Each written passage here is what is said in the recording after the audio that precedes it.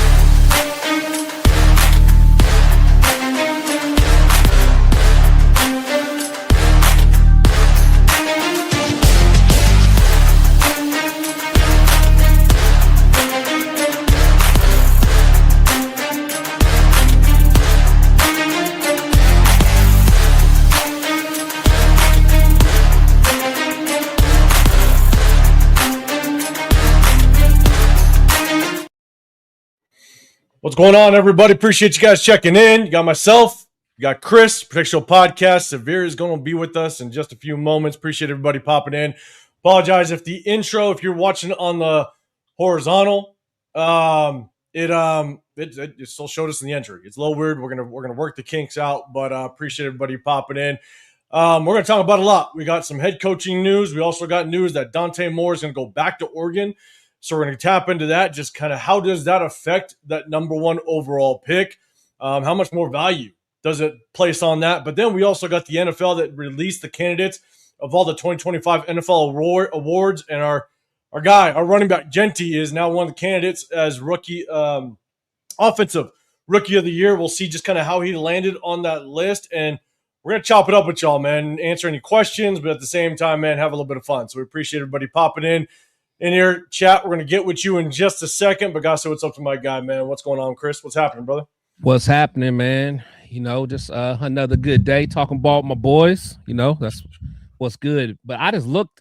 Mine is still landscape on YouTube. So I don't know. Something wrong with my setting. I don't know what's going on, but it's all good. It's all good. Yeah, I think we're gonna fix this out, because I'll tell you the one thing that we like is the fact that if you're just in one, which we do the vertical. So if you guys are watching on the vertical, we do that because when we break down game film, we have to do it in the vertical. And so we're trying to get used to that, but also trying to split everybody up in different chats. You know, sometimes you just try to bring everybody together. So, but we're going to figure it out. If you're watching on the horizontal, you know, hey, enjoy it for now, because we're probably going to stick with that vertical moving forward. But Severe's going to be with us in just a few moments, but we appreciate everybody rocking with us, coming in the building. Do us a big favor. Double tap that screen or hit that like button. We definitely appreciate it, but also hit that sub button. We do a sub-only chat to show our appreciation to a lot of our subscribers, so we appreciate that. But at the same time, we also have memberships. If you guys want to become a member, support the channel. Also, you can kind of throw out suggestions of names of players that you might be interested in. You want us to break the game film down, whether it's free agents or college prospects. Become a member. We'll definitely hit you with that priority on top of that list. So hit those memberships if you want to support the channel. We definitely appreciate it. So let's say what's up to chat for just a second. Raider Nation News, what's going on? Appreciate you rocking with us. Jonathan Studios, Dante Moore returns to Oregon. To all the other GMs, don't call me unless you have 3 first-round picks in your offer or for that number one overall pick. We're going to tap into that. We're going to talk about that. That's definitely on the list to talk about. What up, Jack? What's going on, brother? Appreciate you rocking with us. Raider Paul in the building as well. Also, reminder, if you guys are possibly going out to the draft in Pittsburgh, we're going to be there. We're already setting the plan. We're setting the landscape. It's going to be wild. Make sure you guys go over to Turf and peer pressure him. I actually got into his live yesterday. And I said, hey, man, you better be in Pittsburgh. And he actually said, you know what, 805? He goes, I'm going. I'm going. I'm going to be there. So it's going to be a movie on with Turf there. Oh, man, I can't wait for that. I can't wait for that. Yeah. Because we all know if he hears Mendoza getting picked, get your cameras ready.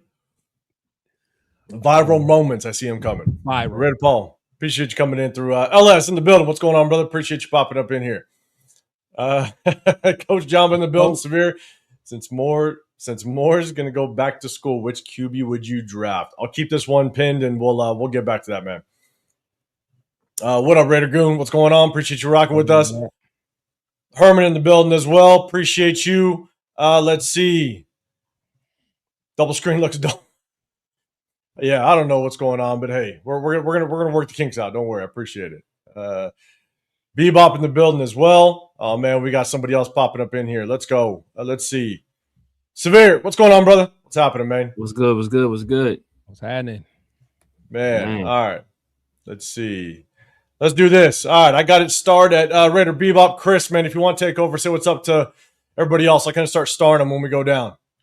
Got my man Art White in the building. What's going on, Art White? Got Omi in the building. What's happening? Got my boy Isaiah in the building. What's going on? Let's see. Got Emmanuel in the building. What's happening? Let's see who else we got, man. Let's see. Got my boy P and Dub in the building, man. What's going on? Salute to you. Got my boy Cheeto in the building. My boy Cheeto a bully, but we'll between us. He bullied me. Hey, he bullied me earlier. He's bullying people out here in these streets, man. Yeah, man. Hey, gotta keep your eye on him, man. Look, we about to drive to Hispanic quarterback now. He walking around with his chest all out. Yeah, man. Cheeto, man. The chosen one. We're the chosen ones.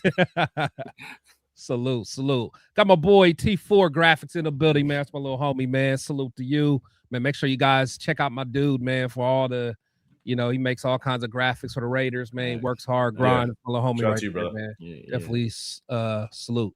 See, LS said, I'm on Chris's channel, and I like his setup. Okay. Oh, that's what's up, LS. That's what's up. Cause I thought mine was messed up, so I didn't know what was going on. But I'm over here looking at the intro. I'm thinking I'm backstage, man. I look on the screen, I see me. Like, hold on, man. I don't get no more. I'm just not my nose or something, man. I'm just not technically savvy with this. It's on me. We need turf. We need turf. The creators rundown, man. What you say? So you could have been putting hot sauce on a bowl of chitlins in the background. Well, salute to everybody, man. Let's see. Who else we got, man? Who did I miss, man? Let's see. Raider News Central, man. What's going on? Shock Bowers in the building. What's going on? Yes, sir. Say got Dominic in the building. So I'm looking forward to free agency list, especially for the offensive line, for sure. Raider Paul. Hey, man. Pittsburgh gonna be popping, man. Pittsburgh. I don't know about how the draft's gonna be, like who we draft, but we're gonna have fun though. I guarantee that. For sure. Guarantee that. Sure. Got chill in the building, man. What's going on? Appreciate you coming by. Let's see, man. Got everybody in the building. Got Fredo, I don't know. Federo. Got 10 in the building. Yeah, salute to you, man. Appreciate you. Let's see. I know our coach. Federo. Got the real Mike Tomlin in the building, man. What's going on, man? We're gonna talk about it. Real Mike Tomlin. He said, I am not and have never been a Squealers fan or coach. Salute to you, man. Let's see. Raiders first down in the building. Appreciate Jason Downs, man. Downs in the building. What's happening? Got Raider Outlaw in the building. Salute, Chris. 5 and Severe looks like Mendoza's a pick, and I don't want to hear about trading out unless Mendoza doesn't want to play for us. Hey, get ready to hear about it. Yeah. We don't know what team Mendoza wants to play for. Yeah, that's for another day. That's for another day. We may know what team he wants to play. Hummers in the building. Moval Raiders in the building. Francis in the building. Damn it, Severe. I see my boy James in a minute, man. What up, James? James in the building. Salute to everybody. Make sure you guys hit the thumbs up, man. We ready to have some fun. And let's get to it, man. We're gonna talk about it. I think I didn't start one up at the top. Dominic's in the building. What's going on, brother? Appreciate you rocking with us. All right, but let's start this thing out first. All right, before we do, guys, do us a big favor. Double tap the screen or hit the like button, hit the sub button. Again, I'm 805 Raider, Real Talk Raider Nation. Got Chris Pick Show podcast. Got the Severe Raider rocking with us. Do us a big favor. Double tap that screen. Hit that sub button if you want to get included in the chat as well. One thing, Raider Paul, man, I saw you. Yes, Bakersfield. Bakersfield's going to be going off later in the year. I think it's around April, May timeframe, and so details will be coming out for that. And so that's going to be fun. It's going to be fun. So Raider Paul, if you're going to rock in with that, it'd be good to put a name to face and see you, man. But Coach has got a question for Severe. All right, we're going to talk about Dante Moore, but let's get a question in first. Shout out to you saying, Severe, since Moore's going back to school, which QB would you draft? Trinidad Champ. Umar Johnson over here, brother. Umar Johnson over here. Nah, I mean, it's obvious. This is an easy choice now. It's Mendoza. I mean, it's Mendoza. Unless you find out something that, you know, dissuades you from drafting Mendoza. Other than that, it's Mendoza. Okay, it's Mendoza, right? For right now, it's Mendoza for Severe, man. And look, and I think he is the consensus number one pick. You know what I'm saying? We need a quarterback. He is obviously the best quarterback coming out. He's the most pro ready as it stands right now. And so let's talk about one thing. And I want to get my guys' take on this. And I think, Severe, you've touched on this, and I've talked about in the past, right? And Chad, let me know what you think about this as a whole. When you have the number one draft pick, you could have a top 5 draft pick, all right? But number one, I think, holds a lot more pressure than number 5 or number 7 or what have you. I think number one holds just a shit ton of pressure. You know, you're sitting there, you're the GM, you have $1 billion organization on your shoulders, and you have 99% of the pundits, of the evaluators, of the people on ESPN, NFL Network, Bleacher Report, whatever you want to be. They have this guy number one. And you basically have the pressure, and I understand you have the pressure of, if you're not 100% that guy, but 99% of the talking heads are on this person, the pressure that you feel that you have to take that guy. Because if you don't, and let's say you don't take Fernando Mendoza, right? And you go ahead and you take somebody else, and the Jets take Fernando Mendoza, you run the risk of Fernando turning that organization around. And so the pressure that you have just sitting with that number one, I'd be really curious. I'd be really curious just kind of how easy it is to kind of move off of that number one overall pick, knowing that everybody's saying Fernando Mendoza. Just the pressure of having it. So, Severe, actually, I'll throw it to you first. I know you've mentioned this before. So, what are your thoughts overall of just the pressure of having that number one and, you know, moving off of it, even though maybe 99.9% of the people are saying this is the guy? What's your thoughts of just the pressure of that number one overall? Oh, it's immense pressure, especially you think about him possibly turning around the Jets. He's been a part of many turnarounds, I'm sure. So he's down for the turnaround. And, I think he's a guy that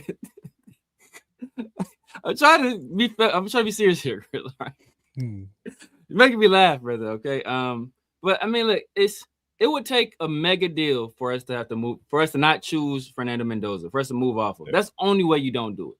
And the only way you don't do it is if somebody offers you like some kind of crazy deal, or you see something, or your scout sees something that other people aren't seeing, and you were like, look, this is what I'm seeing. I don't think he's going to be good. I don't think he translates. Yada. I'm watching all the game tape, I'm watching this, watching that, and in my experience, he's not going to be the guy. He's not going to be a franchise QB. And then that kind of gives you some insight.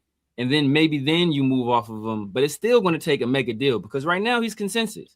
And you do more damage to yourself as a GM passing on that guy and him succeeding elsewhere than you taking him and him failing here.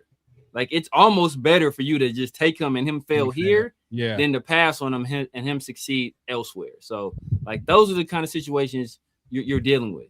And this is a team that needs a quarterback. Obviously, all of Raider Nation, they're hungry for a quarterback. We haven't drafted a quarterback for ourselves that has been our guy since Stabler. That was 67. Pete Carroll was like 30 years old. Turf was 10. Exactly, man. It's been like, so like it's been that long. Shit. So Pete Carroll had finger waves. Like that's so like it's been a long time. So like it has been. The fans are hungry for Mendoza. He's the consensus guy. So it's going to take heaven and earth for us to not take him. Yeah, what up, Chris? What's going on, man? Chris, I'm gonna throw it to you. And for Darryl, you're saying his floor is too high to pass, and that's one thing that I will say is when I evaluate quarterbacks, the one thing that I look for is how high is your floor. Right, I want to know that your floor is as high as it possibly can be, because then I have an idea as to what I'm going to get. I have at least a good idea. When Anthony Richardson, his floor was so goddamn low I mean, it's like Yeah. you're Grand Canyon. You know what I'm saying? It's just like, and so that's why I'm a Florida Gator fan. That's why I wanted nothing to do with Anthony Richardson, because you have to pick him, one, in the first round, but two, his floor is so low that there's just too many question marks. And that's the one great thing about Fernando Mendoza, is I do think his floor is extremely high. And so also you kind of run that, you run that, the pressure of, if you take him, your name is stapled to that one player. If that player doesn't work out, good luck getting another GM job in the future. That's what's really also just the pressure that adds to that. So, Chris, man, let me know your thoughts on just the pressure of the number one overall, and kind of how does it just mount as it relates to just having that $1 billion organization on your back? No, it's a lot of pressure. I mean, because at the end of the day, this is one of those decisions that, again, if you mess this up, the ramifications could be, decades, like how we messed up the Jamarcus Russell. I mean, we felt that for the following 10 years. We damn near still feeling it. So, yeah.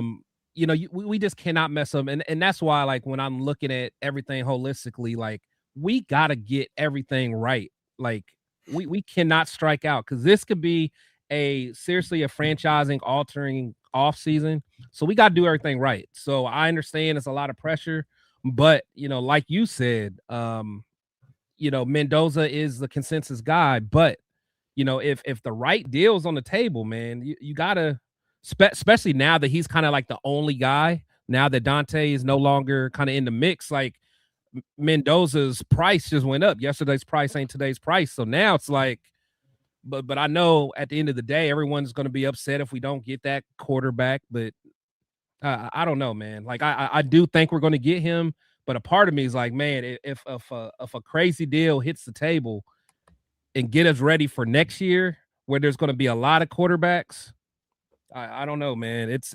And especially next year, if a lot of people take quarterbacks, then some of those other premier non-quarterback positions, you could get them. So I don't know, man. It's a lot. It's a lot to think about. It's a lot to digest, but it is a lot of pressure. We cannot miss, for sure. Because, and to your point, right, it's also just taking into consideration, right? You're going to field phone calls. You're at least going to field phone calls for who and what wants to come up, and what the package looks like for that number one.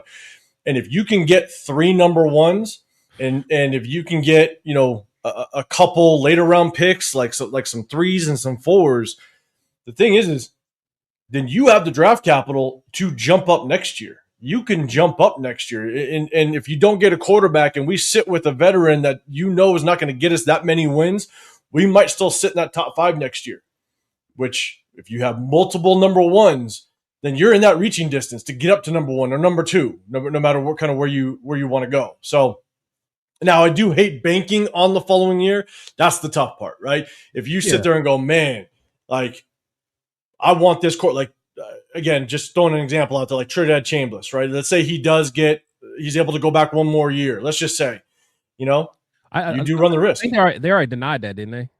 They denied it, but I think denied him, but the school is appealing. Yeah, they can still appeal the ruling. And so let's just say he does go back. Then it's like a Drew Aller situation. You kind of run the risk of, damn, he gets hurt. And so, so that's the only caveat to that. But I think, now that, and we'll talk about Deontay Moore going back and just how valuable that pick is. See, the thing is, a lot of fans, I mean, at this point, we're just so impatient. It's like, this rebuild is going to take multiple years anyway. So people's all about, I can't, like, salute to, who do I say? Snake, so he's basically saying, I don't care if it's 5 first rounders. I'm not going through another year like this to get Arch. For one, I don't even know if I want Arch anyway, but just regardless, it's like, why not? Why wouldn't you want first round or 5 first rounders? I'm doing that all day. You can give me 5 first rounders. You transform your entire team. That's what I'm saying. It's just like, and I get it. Everyone's like, they want us to be good next year, and hopefully we can have a quarterback. I mean, it's going to take a couple years to build. Everyone talks about the Bears and the whole Caleb thing, but people forget the year before they got Caleb, they made that trade out of the first round pick to be able to get other weapons. So when Caleb got there, he's ready to rock. Like, you got to be more, future thinking, man. And a lot of our fans are just stuck in their ways, man. Yeah. And the only thing I'll add is I know that when we talked about Fernando Mendoza on Sunday, and I brought up just some question marks that I had about Fernando.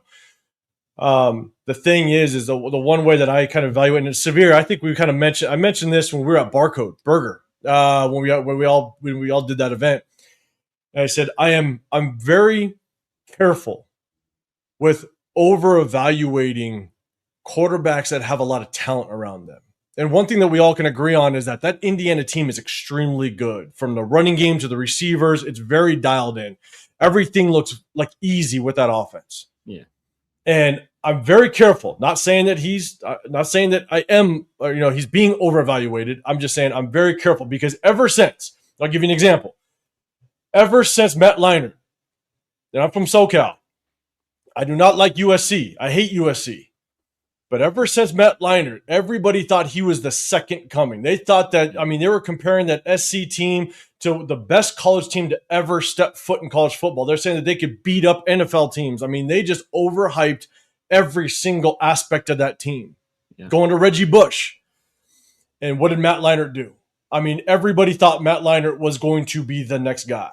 And when you over-evaluate guys when they have so much talent, that's when I think you find yourself in trouble. So it's good to just kind of really look at the strengths and weaknesses. And again, it's like I said on Sunday, how does it translate? How does that game translate to the NFL? Because I could care less who you are. The difference between college and the pros is night and day for anybody. Exactly. And so that's the only one thing that kind of stemming off of what we talked about on Sunday. That's kind of how I try not to overvalue guys that have a lot of talent around them. But going back to LSU, any GM who feels pressure because they got the number 1 pick isn't a guy you want running your franchise. Pressures for the tires, shit. I'll get up there and make the pick, and I don't know shit. I'm with you. I'm just saying, if there's a $1 billion organization on your shoulders, which I don't know what that feels like. I don't know if anybody, I know all of us on the panel, we don't know what it feels like. In the chat, we don't know what it feels like for the most part, I think. I can't tell you what I'd do in that position because that's a shit ton of pressure. Your life of a GM is kind of on the line. And so, but I'm with you. Like, I would hope I'd handle it well. Yeah. It's not about not feeling pressure, but like you said, it's about how you handle it. And some people can deal with it. And some people, like they say, pressure makes diamonds and pressure busts pipes. Like, what are you going to be? Yeah, and make excuses about your offensive line, and are you gonna win offensive rookie of the year playing for the Patriots? Like, which one are you gonna do? Which one are you gonna do? The Raider Smoke, I think, is talking about the kid that just transferred over to Oregon. He's going to be second string. Yeah, probably, or he might redshirt. I don't think he's redshirt. Yeah, Can he? Yeah. He's been a starter for 2 years. I think he's been a starter since a true freshman in Nebraska. So he has a redshirt year to burn. So that to me that's still crazy. I know we were kind of debating that in our chat. Like, if I was him, I don't think I'd be trying to sit anywhere. I think I'd want to get some reps and get out there. To be honest. Yeah.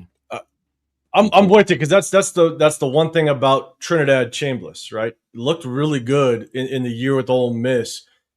But one thing that I really like is within quarterbacks is how much experience do you have at the D1. He's got damn good experience at the D2, which is great. You don't want to discredit any of that, but D2 is different than D1. Yeah. So if he had back-to-back years like he looked this year, and you had 2 full years worth of experience looking like that, I think that would be a game changer for him as it relates to draft position.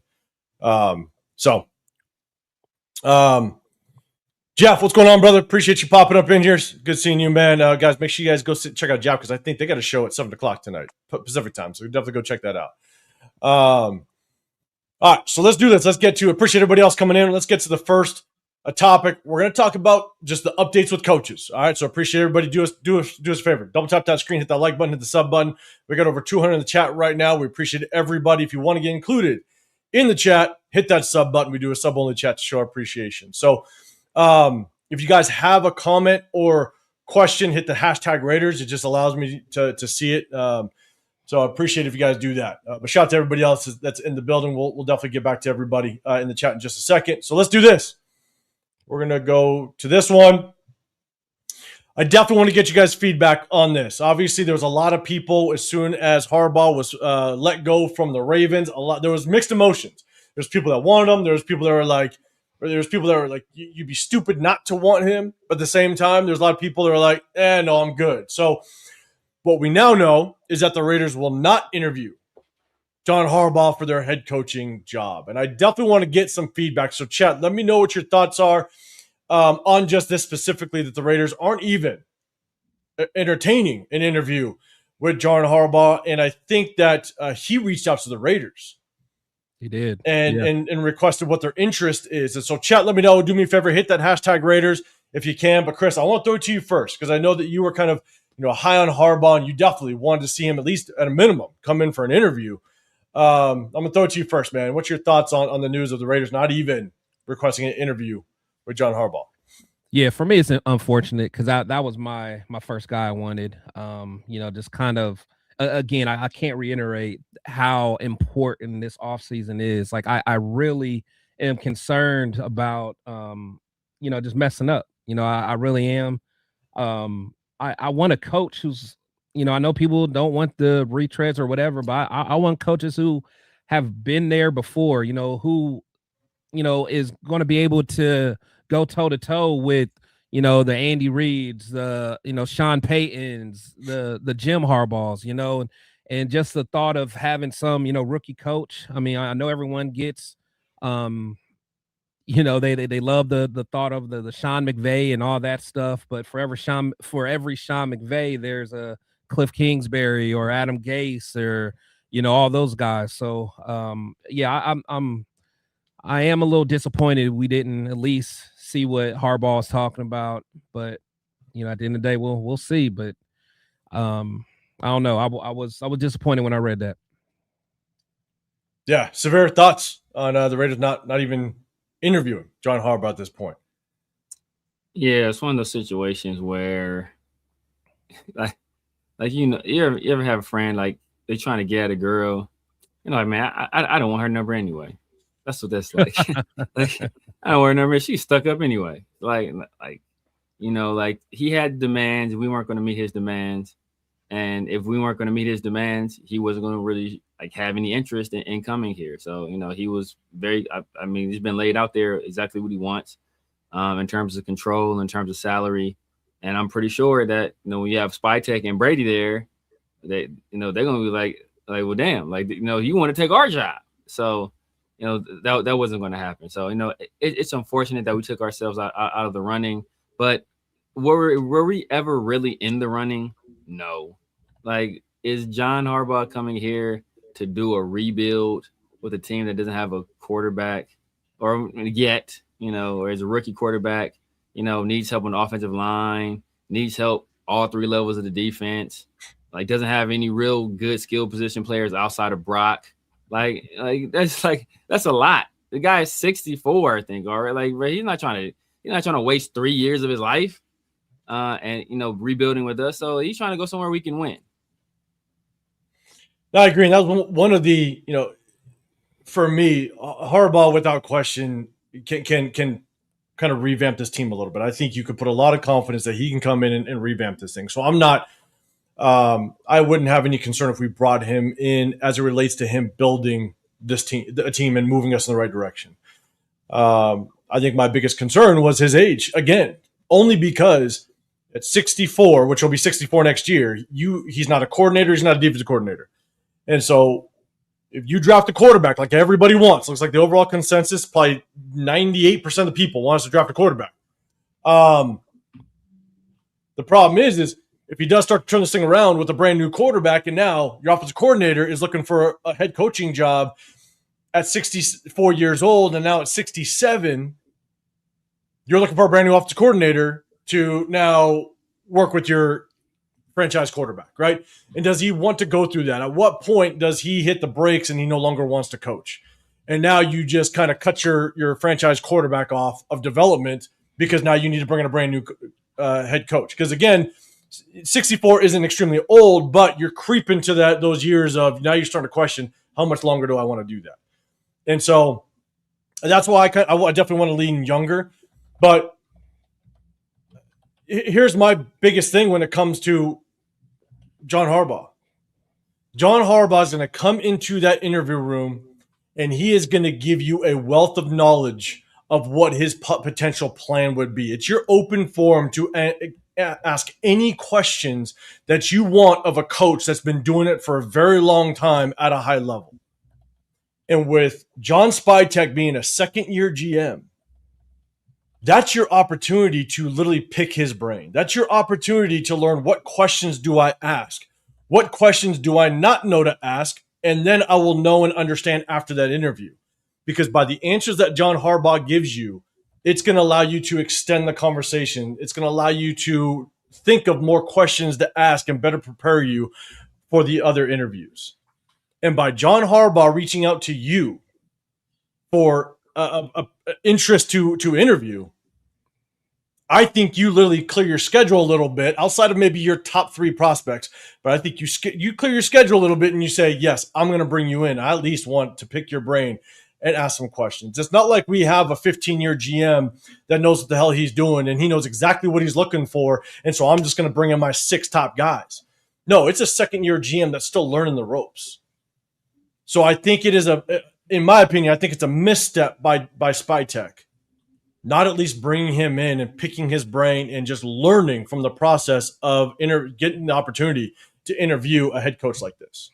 So you got to interview. Yeah, if I was Spytek, I'm interviewing all those guys. I mean, it's not too often you get whether it's him or Tomlin, you get those guys that Super Bowl winning champs, still have recent success for the most part. At least have him come in for interview. And I guess Tomlin, from what I hear, he's not really gonna coach anyway. But still, with Harbaugh, at least bring him in for an interview and pick his brain. That's, to me, that would have been. I mean, you have to do that. You have to do that. I think it's a misstep. I think it's a big misstep with a young GM, not being able to actually understand what good coaches sound like, what their process is. Like, you could literally ask him, what are you looking to do with a brand new team? I mean, he's been with the Ravens for so long. I'm sure that he's probably in his mind figuring out, okay, how would I do this over again? At least hear his plan. Here's his plan. Yeah.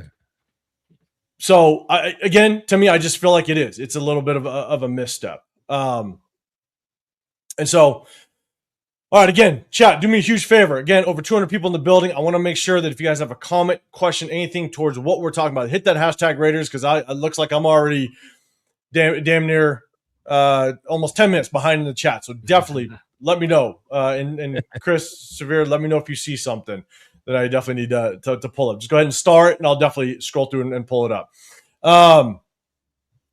So let me kind of, let's see. Let's go down. Let's see. I just want to make sure if there's anything.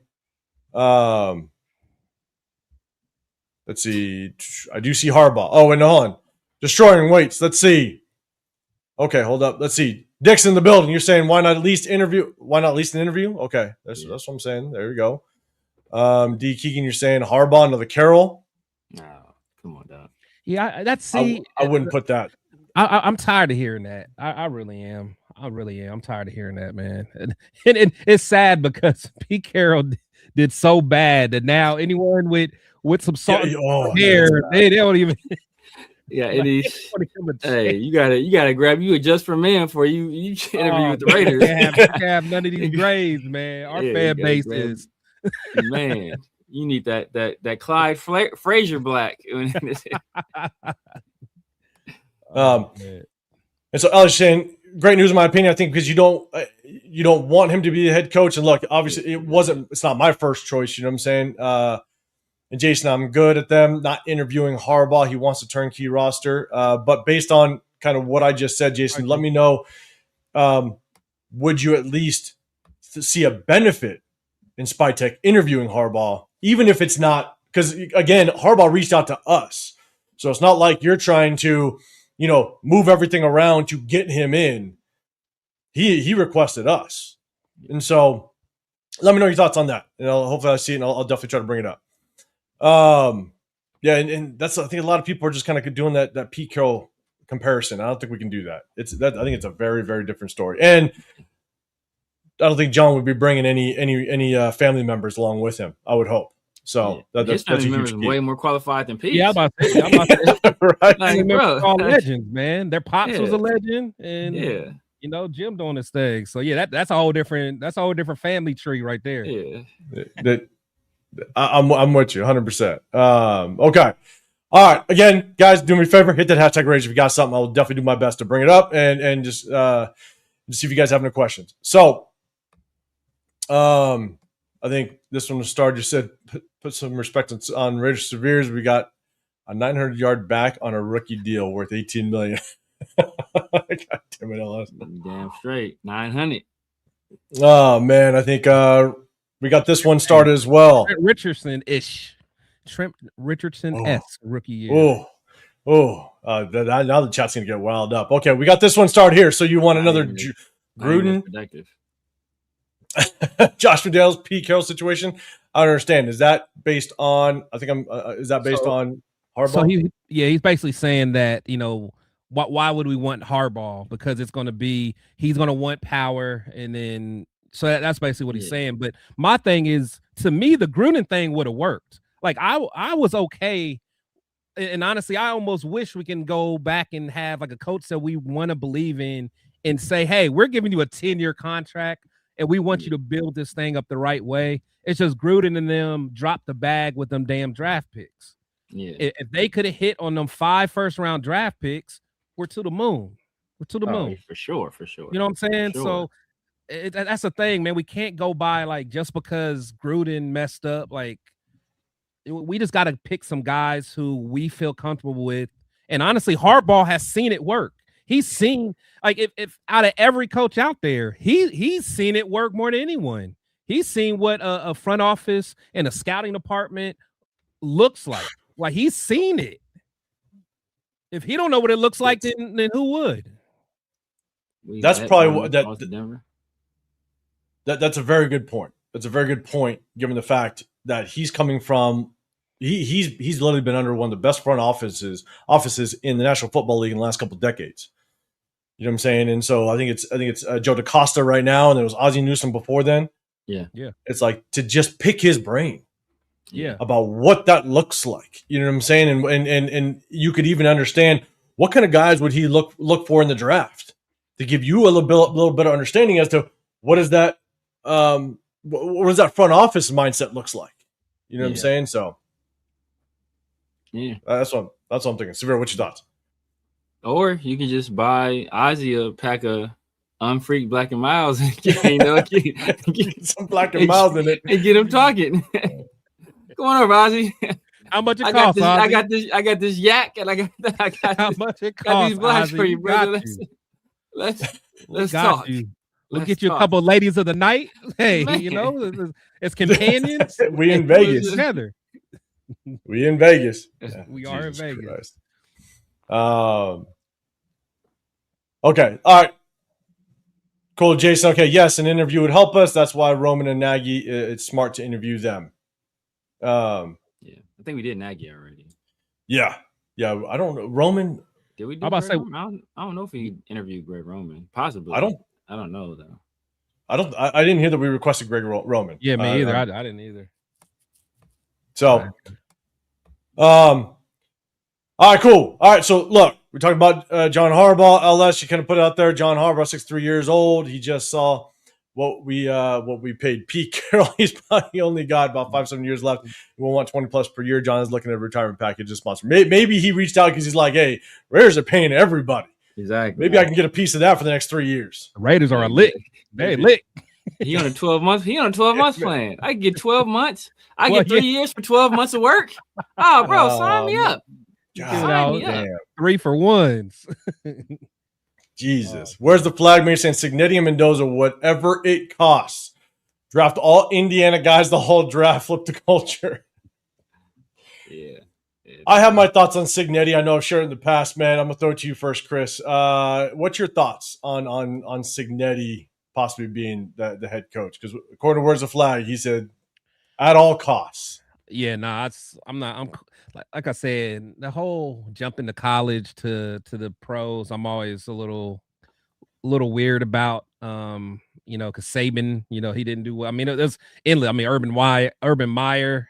There's a lot of coaches that it just didn't work out for. I mean, there was some that it did work out for, but again, I'm not trying to be too risky this offseason. That's one thing you'll notice about me, man. I'm not trying to be too risky. Yeah, so I'm cool on having him, to be honest. Yeah, Severe, any thoughts on Signetti? Yeah, I don't think he translates. I think we talked about it on one of our shows, like what he's doing at the collegiate level. Getting these older, experienced guys and the transfer portal. Where he has it, like these boys got mortgages and stuff like that. Like that's not the. It's not going to work in the NFL quite the same. And then he's already pretty old himself. So it's like you bring in this guy who's already fairly old himself to an entirely different game at the NFL level. And like I said, I don't think his style works well for college. Know your strengths. I think what he does it works in college. I think it will continue to work in college for a long time. So stick to that. I'm with you here, and I think there's got to be a really good understanding of just how different college versus the pro is, how you manage players, how you communicate with players, how you can relate to players.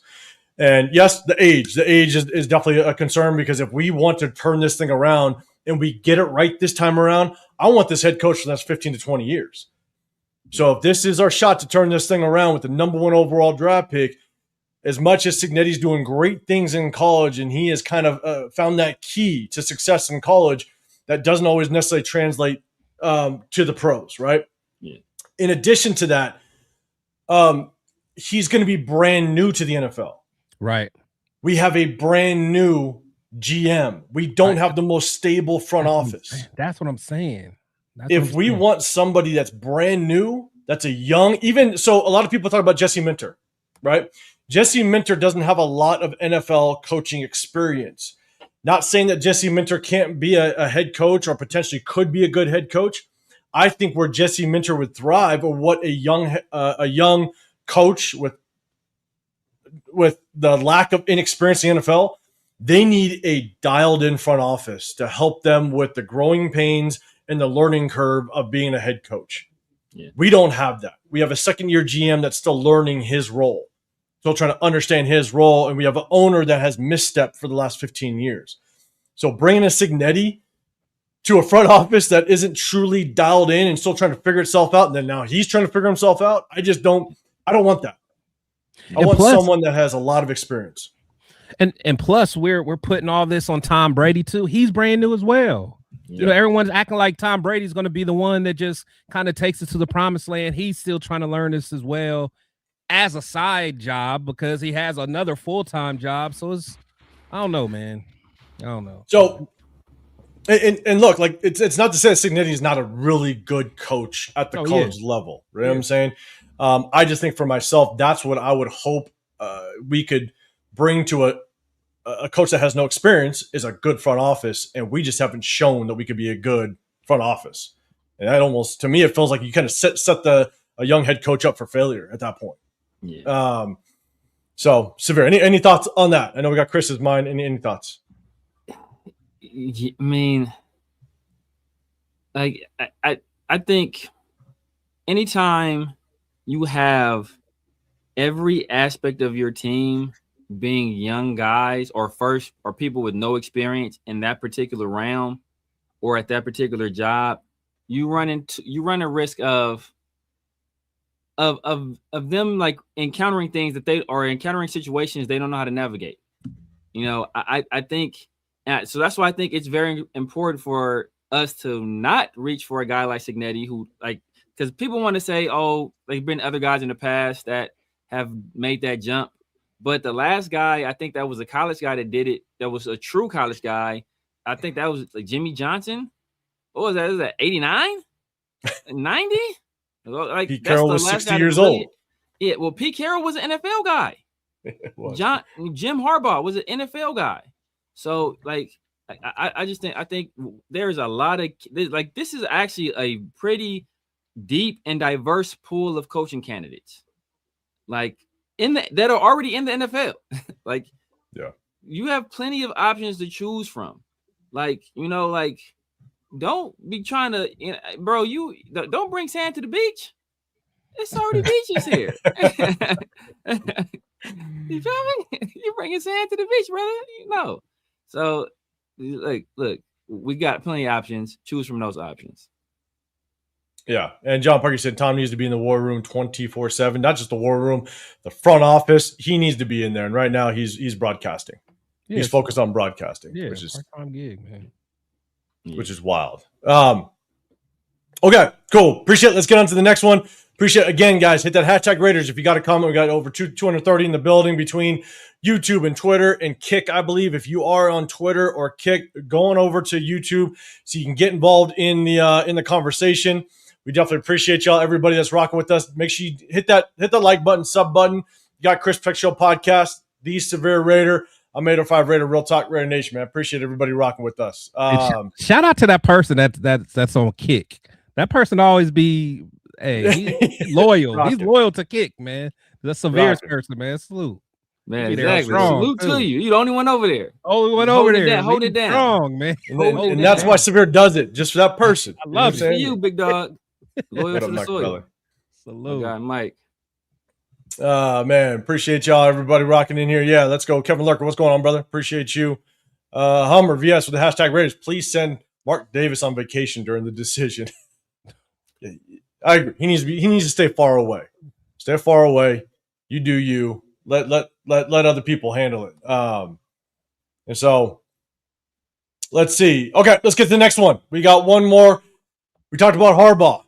Let's talk about Tomlin. I know that Tomlin, he stepped down. I think there's rumors that he is not gonna potentially coach next season. I think it sounds like he's gonna take a year off.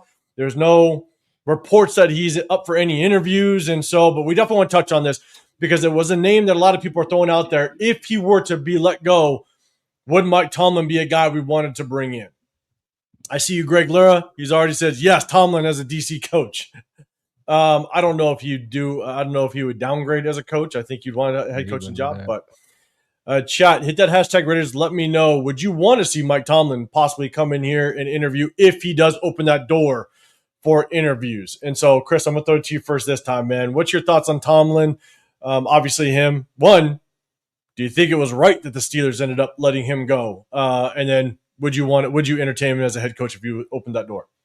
Yeah, I'll definitely entertain him. I mean, he wasn't my top choice, but no, I mean, you got to respect what Tomlin's done. And again, it's like us Raider fans.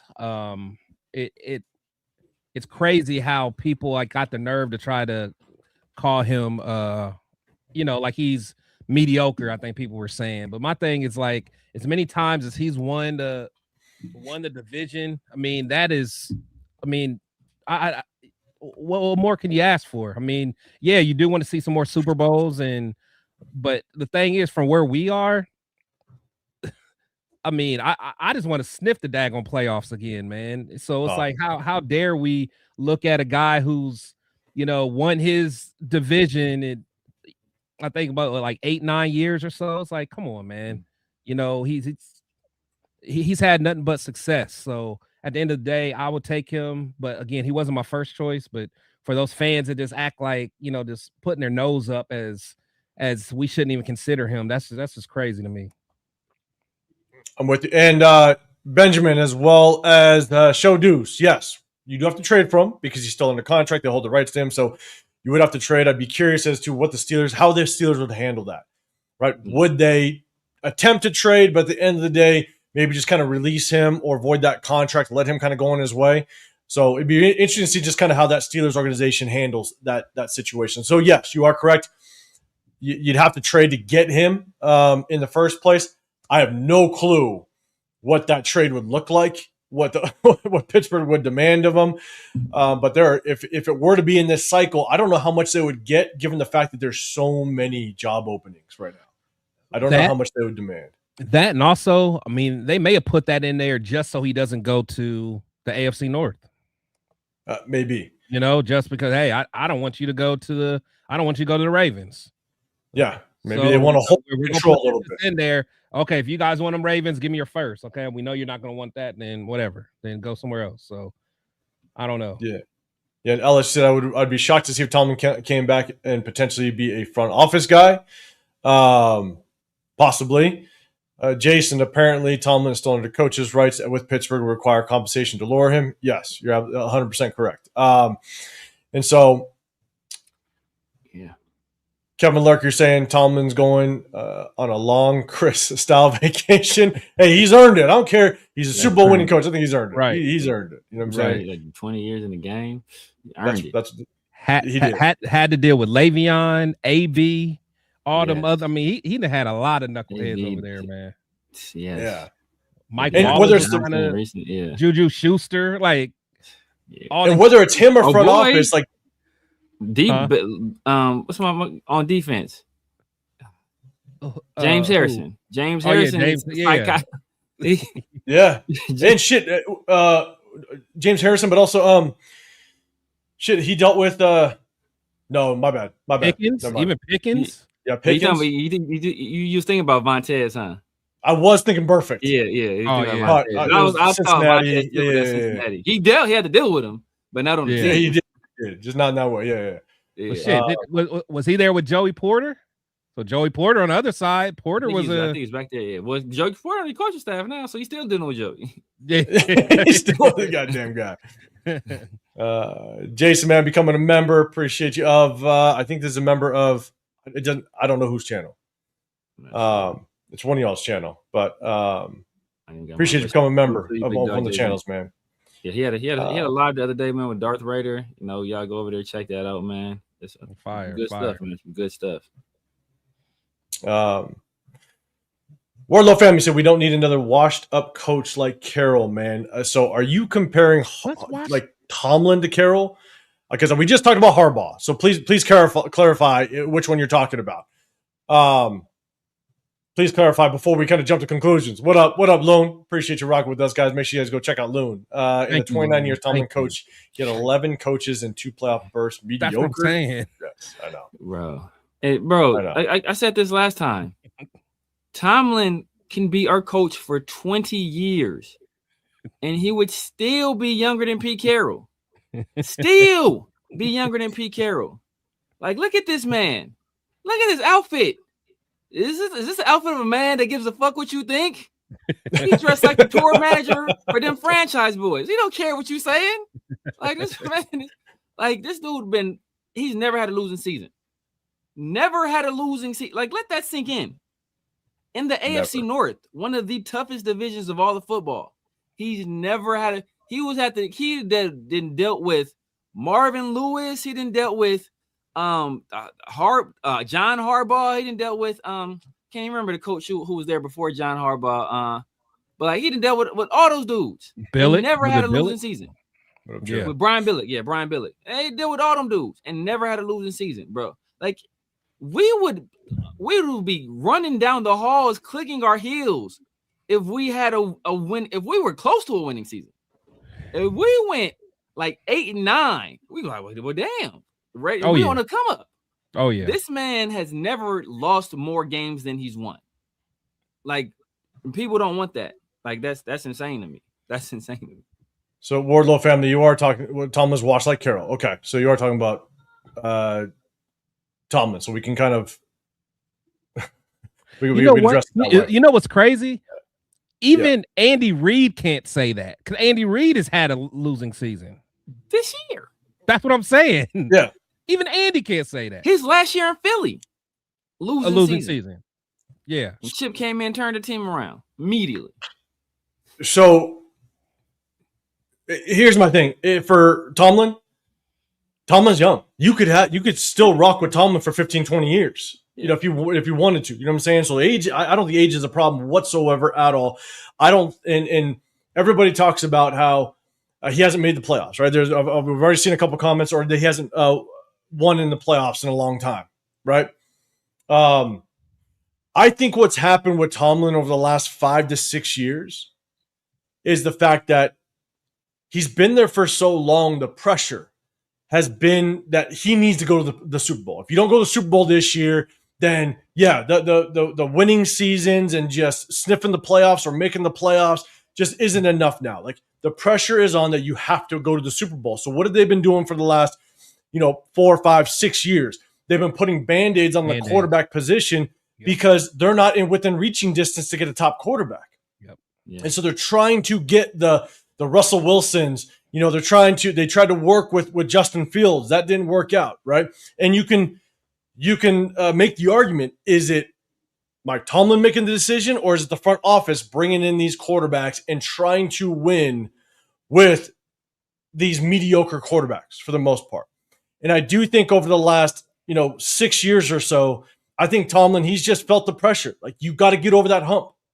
And so he's trying to put Band-Aids. He's trying to put something together without having a top draft pick, because you're winning all the time. Like, it would almost suited him better if 5 years ago, 6 years ago, they were horrible and he got that top 3 pick and maybe got a quarterback and could build the right way. So in my opinion, I think that if he were to come over here and you gave him a clean slate and said, Tomlin, you got 4 years to build this thing right, and you got the number 1 overall draft pick, I think he could do very good things with the organization.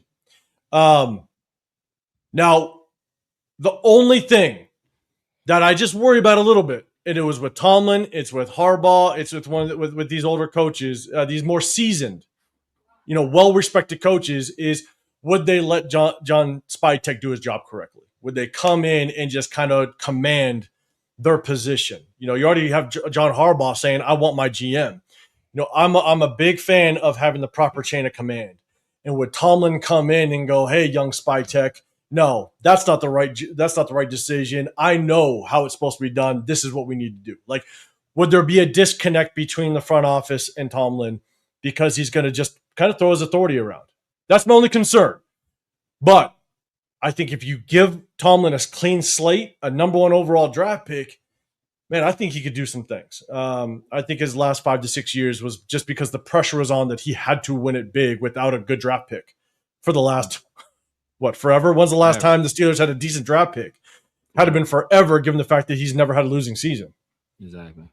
You know what I'm saying? So I think that's where it definitely may have hurt him being, honestly, good for so long. Yeah. No, that's true. Any thoughts on that, Chris?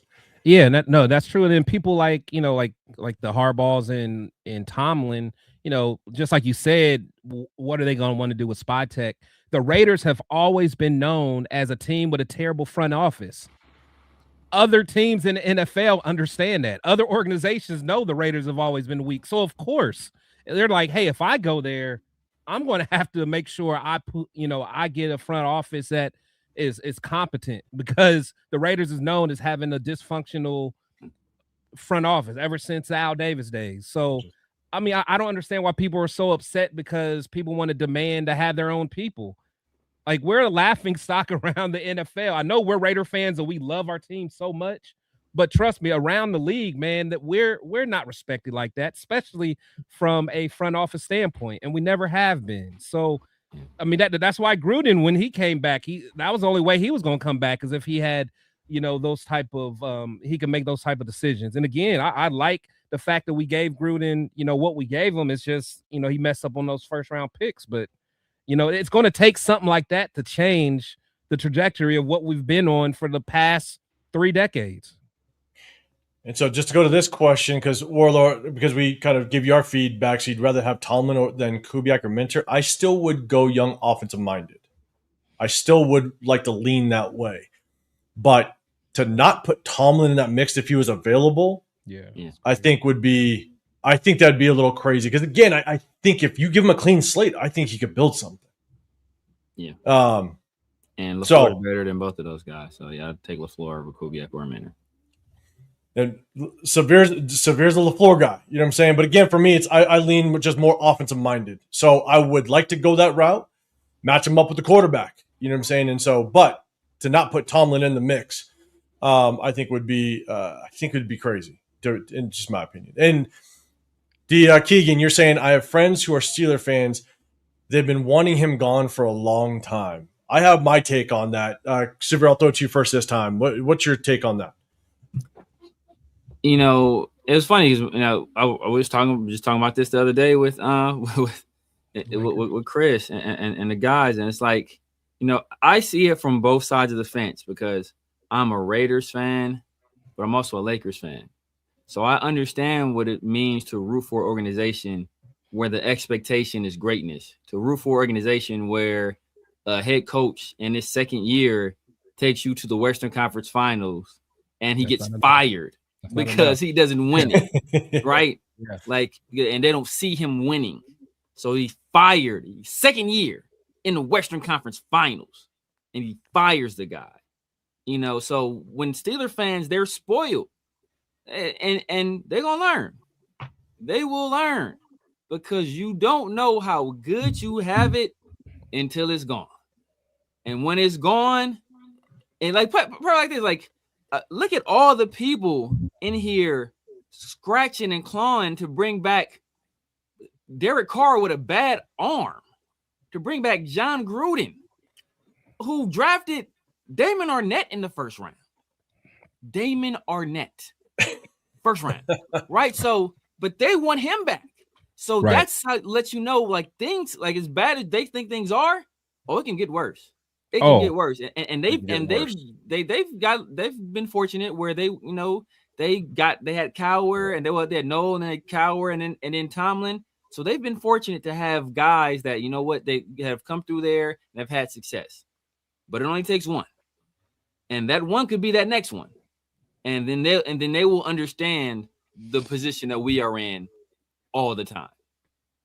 And not only that, like, think about the last time we had a good coach and we were doing well playing in the playoffs. It was with Gruden, and we traded Gruden away as if you can just go get a new coach and just keep going. Now, yeah, Callahan was able to have that 1 year, but we saw after that, it got so bad that we had to give Gruden a 10-year, $100 million contract to bring him back. Exactly.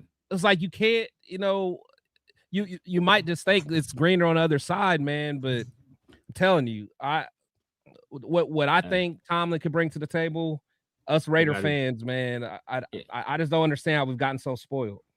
I gotta address this real quick. I know where one of them is in the playoffs. In the playoffs, starting 49ers, Cleveland Farrell. I told y'all, Tyree ain't better. Tyree ain't never gonna be better than Cleveland Farrell, bro. I told y'all when we drafted him, and look at you, look at you, look at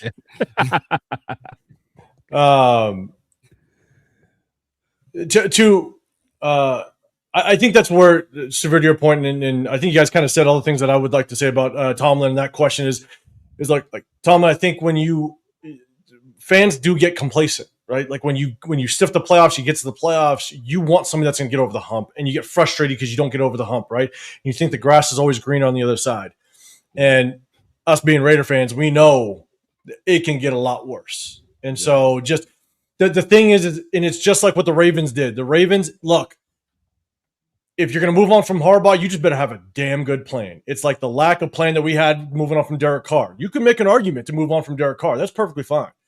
I myself thought it was time to move on from Derek Carr. But when you don't have a plan, you can find yourself in a shitty situation real quick. And so, again, Steelers, or Tomlin moved on. But with the Ravens, you move on from a guy like Harbaugh, you just better hope you got a good plan. That's because it can get a lot worse. And so, all right, let's see. I'm not sure what you mean by this, sir. I don't know what this means. I guess he was supposed to put equal. I think he was going to put equal. He's greater than overrated. Like, I don't know. Yes, he is greater than overrated. I mean, you is are that right. good? Or are you saying he's like much worse than just overrated? Like he's a new category overrated. Get back to us. Get back to us, Mr. Iverson. Get back to us. Okay. All right. I think I saw one that I want to bring up. Or the one thing I will say about Gruden, because I know Siri brought up kind of the Gruden talking. I know not a lot, but there are definitely people that want Gruden back. The thing is, you can make an argument that year over year Gruden was slowly kind of improving. I think he ended off with that we made the playoffs at the tail end, but I don't know if Gruden would have been able to do that, to be dead honest. But because Gruden was so bad at drafting, like the success that we saw, the gradual improvement, I think was going to be very short-winded, because if you can't build in the draft, you're not going to have sustained success. You might have a season or two that work out, or you see some improvement, but if you can't draft well, you cannot have sustained success through free agency. You can't just continue to just buy top name free agents and think it's going to fix itself. No, because you're still paying for the other top free agents you brought in. Yeah. You got to build through the draft. And I think because John Gruden did that so poorly, especially in the first round, second round, where his name was tied to, that success is going to run out because you draft poorly. You got to build through the draft. And a lot of it was, and some of it was luck. Like he lucked up and got Darren Waller. Imagine that Gruden team without Darren Waller. Oh my God. You know what I'm saying? Like that would have just been nasty. Like Waller was our leading receiver. We didn't even have a real receiver. So It's like, Yeah. So, God damn it. No less. Let's see. I already on his trajectory to be working at Jamba Juice with Coach. Coach, like, come on, Ty. What's going on, man? I see you, Chuck. What's going on, brother? I see you in the building. Let's see. Rick L, the jury's still out on Spytek's draft. I know. I think there's some argument going back and forth. That's I think I forget who it was. Someone said Spytek is great. I don't know if you could put the great title on there. What has he done? I mean, outside of drafting Charles Trent Williams Grant, like what has he done? Oh shit, we're moving. We're moving on from that. God damn it. Raider Pete, man, hit with the hashtag Raiders. I appreciate you because we got a couple more topics, damn it. Let's start our own future with a young guy that can play call with the top dogs and try and not try to revive or ride another team's former long-term head coach. Showcase our brand fresh and clean. I think it'd be a good idea. Go young and I think that's kind of where all of us lean. I mean, obviously, I'm young, offensive-minded. I know you, Severe, you like Matt LaFleur. Chris, who is your top candidate right now? Who would you like? Because I don't know if. Well, to be honest, since Harbaugh's out, mine's Flores. Flores, yeah, Flores. Yeah, that's my number 2 guy. Like I love the thought of having Flores with a Dable or someone, and then a Ken Dorsey as a quarterback coach. Like to me, if we're gonna get Mendoza, I think that's gonna set him up to succeed from an offensive standpoint. And Flores is gonna get that defense ready to go. He gonna get them boys playing. And the thing is, I know I've said that I would be okay with trading back Max. And I still would, of course, but I would be interested to see Max playing for Flores though. Now Max or Flores might unlock Max and get him to like a TJ Watt, Myles Garrett type season where he can get him about 15 something sacks, in the season, like he can unlock that with him. So that would be interesting. It would be. Okay. Yes, the hell you would. Yes, the hell you would. I think the nation was just there'd be a lot of talks with that one.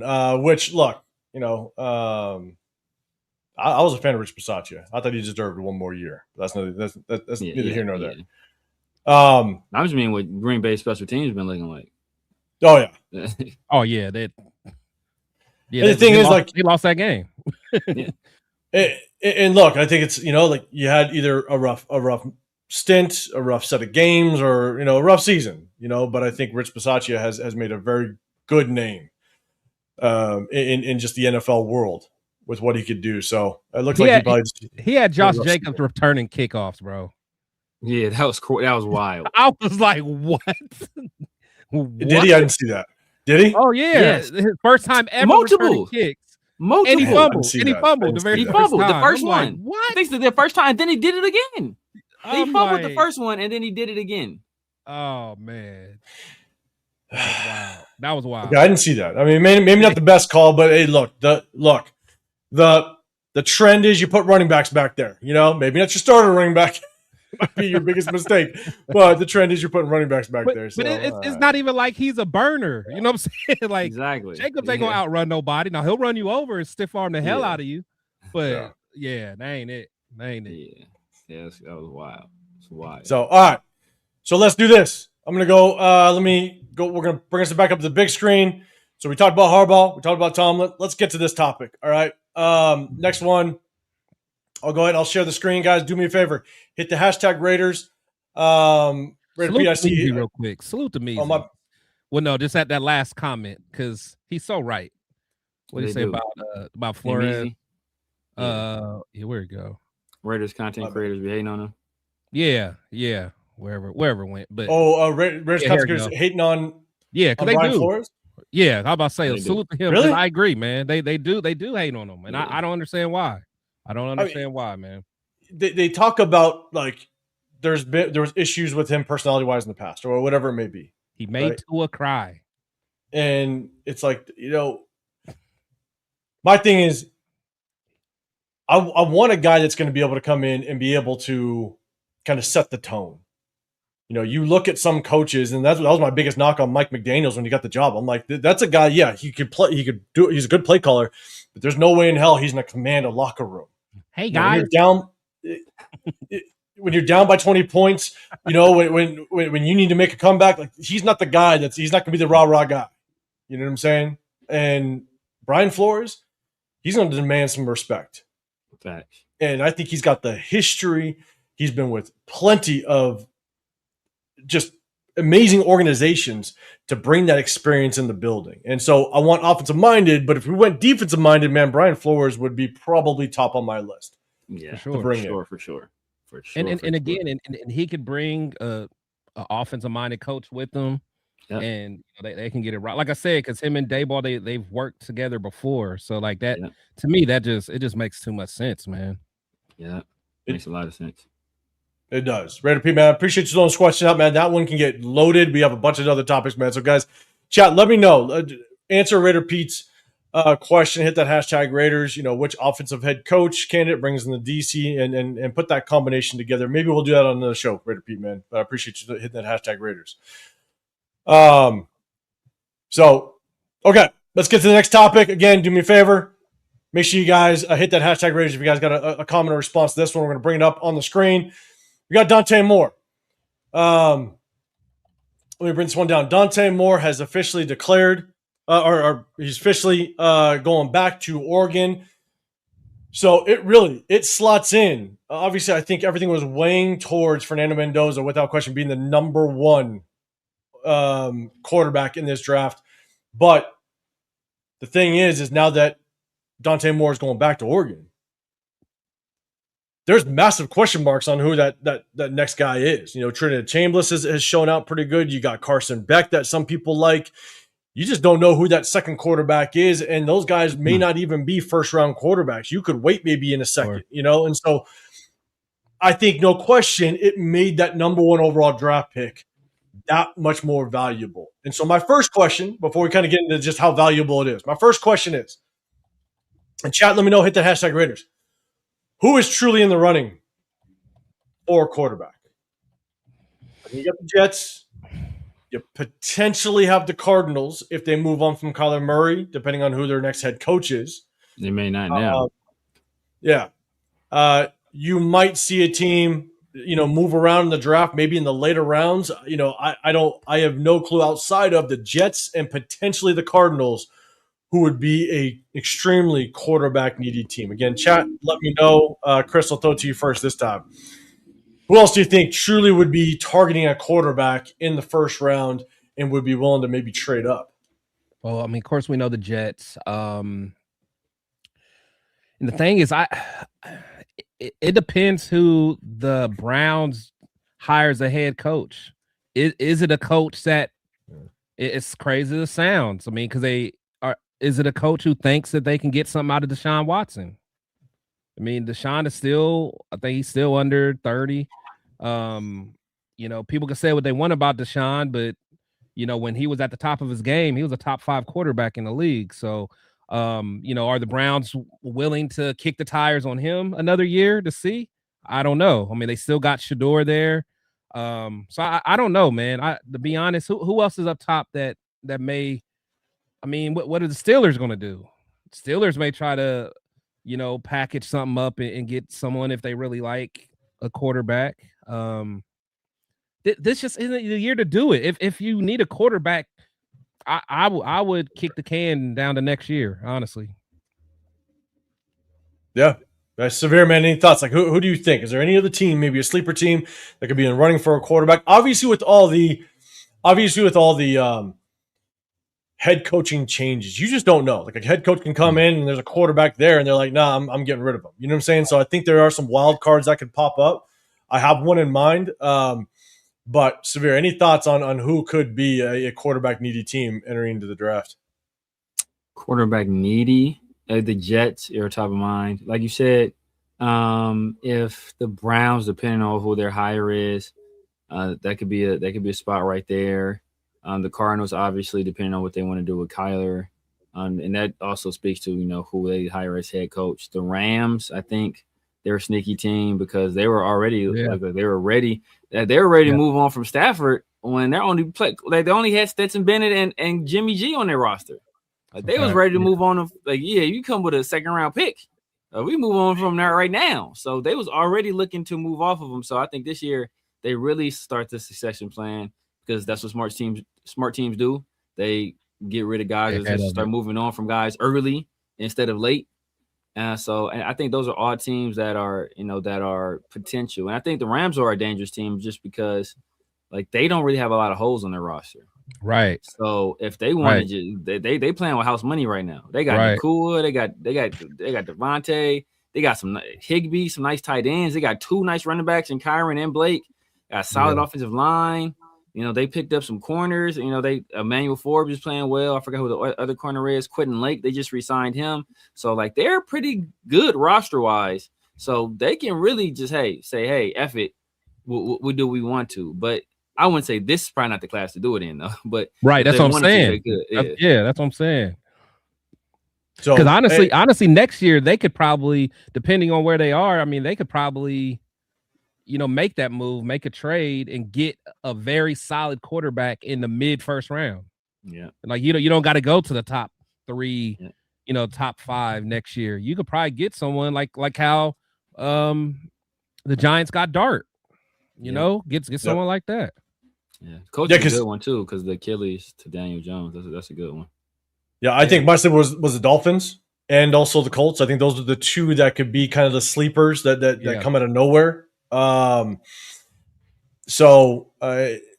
got Steelers, Colts. I don't know, Rams. Troy's got Rams. Rick, you got the Colts. LS, you got Dolphins are spoiled. They got 2 quarterbacks with Tua and Cam Miller. Stole Tom Brady's boy. Let's see. ME's got Pittsburgh, Leo, Colts. I think, man, to me, I think the Colts can because obviously Daniel, if they don't bring back Daniel Jones off of that injury. I think the Falcons. I think Penix is good still. Yeah, I think Penix is gonna be straight. Penix is gonna be good.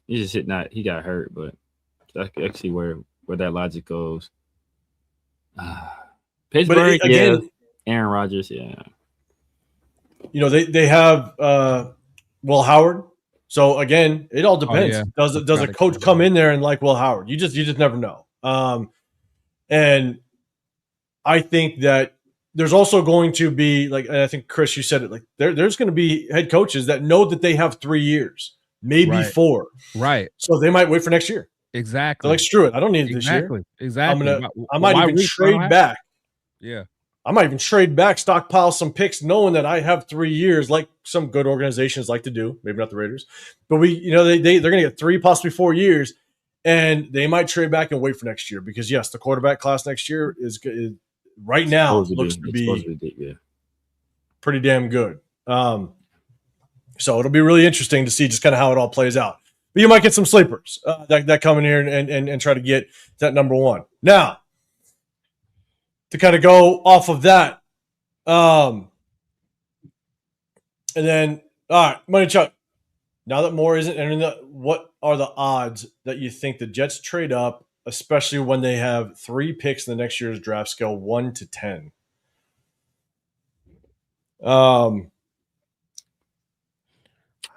To me, I think it's at least, I'm going to give it an 8. Now that Dante Moore's out, I'm going to give it an 8 because you got, I'm blanking on the head coach's name over there. Aaron Glenn. He's now in his 2nd year.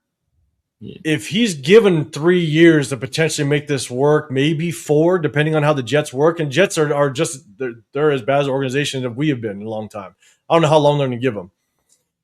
It's going to give you 1 year to prep the kid. Maybe you see some progress in year 2. And then you're maybe fighting for the playoffs in year 4. And hopefully everything works out. I could see him in kind of that mode of, I need my quarterback this year. I didn't get it or next year. I didn't get it this year. I need the guys. I'm going to kind of give it an 8. But I think there's a really good chance he goes after that quarterback. Because if you wait for next year, then there's a good chance that's not gonna actually see its full potential for 2 more years. Now your contract might be up. Now you might be out the door. See, the thing is with that, the moves that they made, because they traded what, Sauce this year, right? The Knicks trade Sauce this year. Yeah, it's like the moves that they made, it's almost like this year's a wash because they already have tried to, they had a fire sale already. Yep. So, I think honestly, it's like, hey, let's get best player available. Let's not give back all these draft picks to get a Mendoza. Let's get best player available this year. And then let's go crazy next year with all our, they can rule the draft next year and do whatever the hell they want and really get busy, or they can use those draft picks and get a proven player already. So yeah, if I was the Jets, I think I would sit tight, man. And I would say this year was a wash. Year 1 for the coach starts next year. That's how I'd view it. Next year. And I guess then I would make, again, it kind of goes back to the argument. It's like, if you think it's going to take 2, possibly 3 years to reach your full potential with that quarterback, then my guess was that you would need to start this year. And who is that quarterback? The only caveat I'd throw to that is he's a defensive-minded head coach. So maybe he's like, I'm going to take these draft picks and build the shit out of my defense and make this defense look good. And I might trade for a veteran quarterback or someone that I know can maybe get us 21 to 24 points a game. Yeah. And I'm going to build this defense. Could be a strategy. So, yeah. I'm still going to go 8.5, 8, but Severe, what's your thoughts? I mean, the Jets, first of all, when the owner came out and essentially gave him a pass, and he joined me in the Justin Fields isn't very good fan club and said, like, how does he expect anybody to win with Justin Fields as his quarterback? He came, Woody Johnson came out and said, how do you expect this man to win games with this guy at quarterback? Like, he said it himself. So he was already a wash. And the fact that they traded every good player they had on their roster outside of Breece Hall and Garrett Wilson and Will McDonald, to let you know, they're playing the long game. Exactly. They're playing the long game. So they're not going to be in a rush to try to get a quarterback. We don't even know what they feel about Fernando Mendoza. We don't know if they feel that he's the guy that can lift an organization. Right? They might feel he's a guy that, hey, you plug and play. If you already got some things going on, then he can help elevate you there, but he's not going to lift you by himself. So they may want to just say, you know what, we're going to lay the foundation, build this defense, get this running game right. They went offensive line last year, right? It looks like they might focus again in the trenches. And because they have a defensive head coach, and then Tanner Engstrom, he was with the Lions, right? What did the Lions do? They traded for a veteran quarterback. Obviously, they traded Stafford for that veteran quarterback, but they traded for a guy. So, they might go the route of, you know what? Let's trade for a guy. Let's take a flyer on the Titans. Hey, let's put in the call to the Titans. Will Levis. What do we think about Will Levis? We'll give you a 5th or a 6th for Will Levis and see what we can do with that guy. And then he'll just be a placeholder until they get things right for their future quarterback. And then if he pops off, then hey, you got lucky and you got a guy. Or you know what? My guy in down in New Orleans, Spencer Rattler, right? You guys got Tyler Shook. I'm sure you guys are happy with him. What is it going to cost you to get off of Spencer Rattler? Or you know, any other young guys that haven't played? Malik Willis is probably the top free agent, but I'm not paying Malik Willis what he's going to probably demand on the open market after what he kind of showed with Green Bay. That's too risky of a move. So you don't want to risk that. But you know, you trade for one of these, you know, potentially failed draft picks and see if you can get a reclamation project going. At the same time, you build the rest of your roster, get that roster ready for a quarterback with a defensive head coach. That might be the route that they go. I agree. And I think that's the caveat, right? He is a defensive-minded head coach, so he may not think, I need the quarterback. We're going to win through defense. You know what I'm saying? So it'll be interesting. Just kind of see how it goes. But in addition to that, biggest question is now, I mean, how much draft capital do you think that it would take for a team like the Jets? Now, Jets are right behind us. And so, you know, I don't know what the draft capital would look like. Chat, let me know what you think it would take for the Jets to move up to number 1, knowing that they're number 2. Obviously, if something happens with the Cardinals, they might be willing to move up. Let me know what you think the draft capital would take to move up from 1 to 2. I honestly don't know what it is. I could easily just guess. But chat, hit that hashtag Raiders. Let me know. Before we do that, do me a huge favor, guys. Double tap that screen. We got over 300 in the building. We do a sub-only chat to show appreciation to our subscribers. We definitely appreciate y'all. Just a heads up, we're going to break down game film in the offseason. Free agents as well as college prospects. We're going to break that thing down, and there's going to be a lot to kind of go over. We're definitely going to break down Mendoza's game film and hit you guys with that. But you got Chris Textual Podcast over here. You got The Severe Raider. I'm 805 Raider, Real Talk Raider Nation. We definitely appreciate y'all. Double tap that screen, hit that like button. We rock with you every Wednesday as well as Sunday evenings. We appreciate y'all pulling up. Severe, I'll throw it to you first this time. What do you think it's going to take for the Jets to come up? Like, do you think it's going to take 3 threes? It's going from 2 to 1. So, 3 ones. We're only going from 2 to 1. What do you think that's going to take to potentially to move up and snag that spot if they want it? Not what we would be willing to, Chad. Not what we want, but what it would take. Realistically, now that Dante Moore is not in this class anymore, three ones, Yeah. 3 ones, Going up. 3 ones, and if I'm Spytek, I'm singing Fernando Mendoza's praise. Oh my god! Oh yeah, that's the strategy. Yeah, prospect.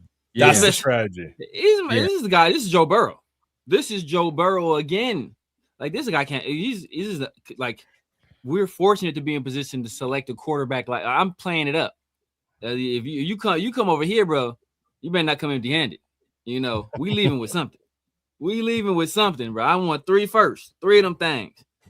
Like that's the starting rate. So like and anytime you want to trade up for a quarterback, that's what it costs more. Perfect example of this, right? The year that the Texans drafted CJ Stroud. Obviously everybody knows they had the other top 10 pick and they moved up to get Will Anderson. But they made sure they drafted CJ Stroud first because they knew they couldn't do that move in reverse. If you do that move in reverse, it's going to get exponentially more expensive because there is a potential franchise quarterback on the board at that pick. So they picked CJ Stroud and then moved back up to 3 and picked Will Anderson. So, and I think like anytime there's a franchise or potential franchise quarterback on the board, hey, the cost of doing business is higher.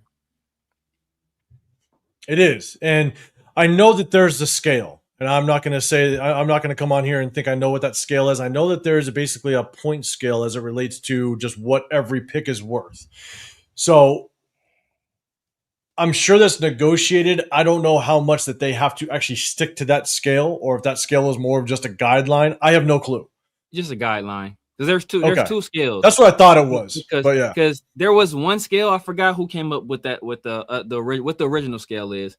But Jimmy Johnson came up with his own scale. That's why Jimmy Johnson was fleecing people back then. Yeah, he had his own scale to how we value draft picks. And most teams, they like it's not an exact science, but it's in that general framework. But like I said though, that scale goes out the window when the quarterback is available at that particular spot, like out the window. Yeah.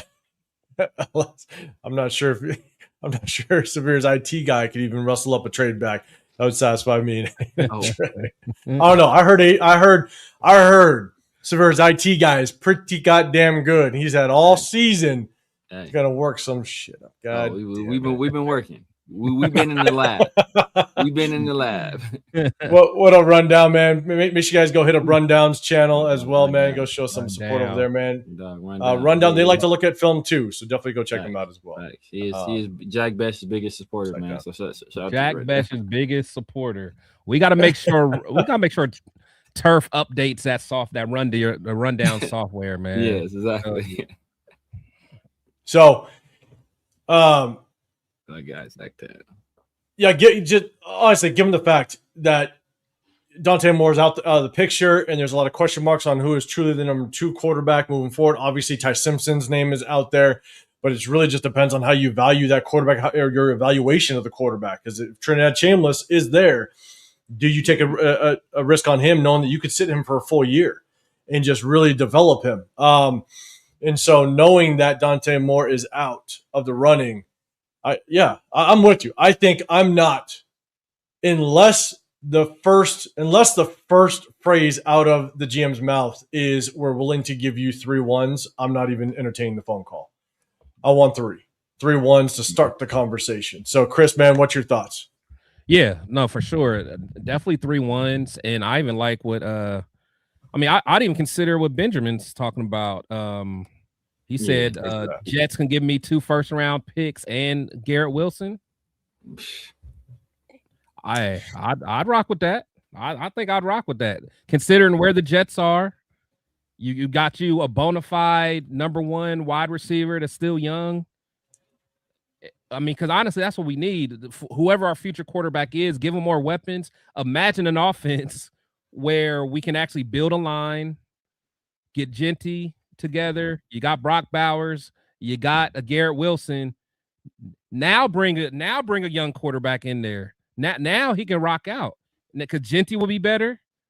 That could be. I like Garrett Wilson. I do like Garrett Wilson as a receiver. I'd still I think 3 first-rounders would still have to be in the deal for me.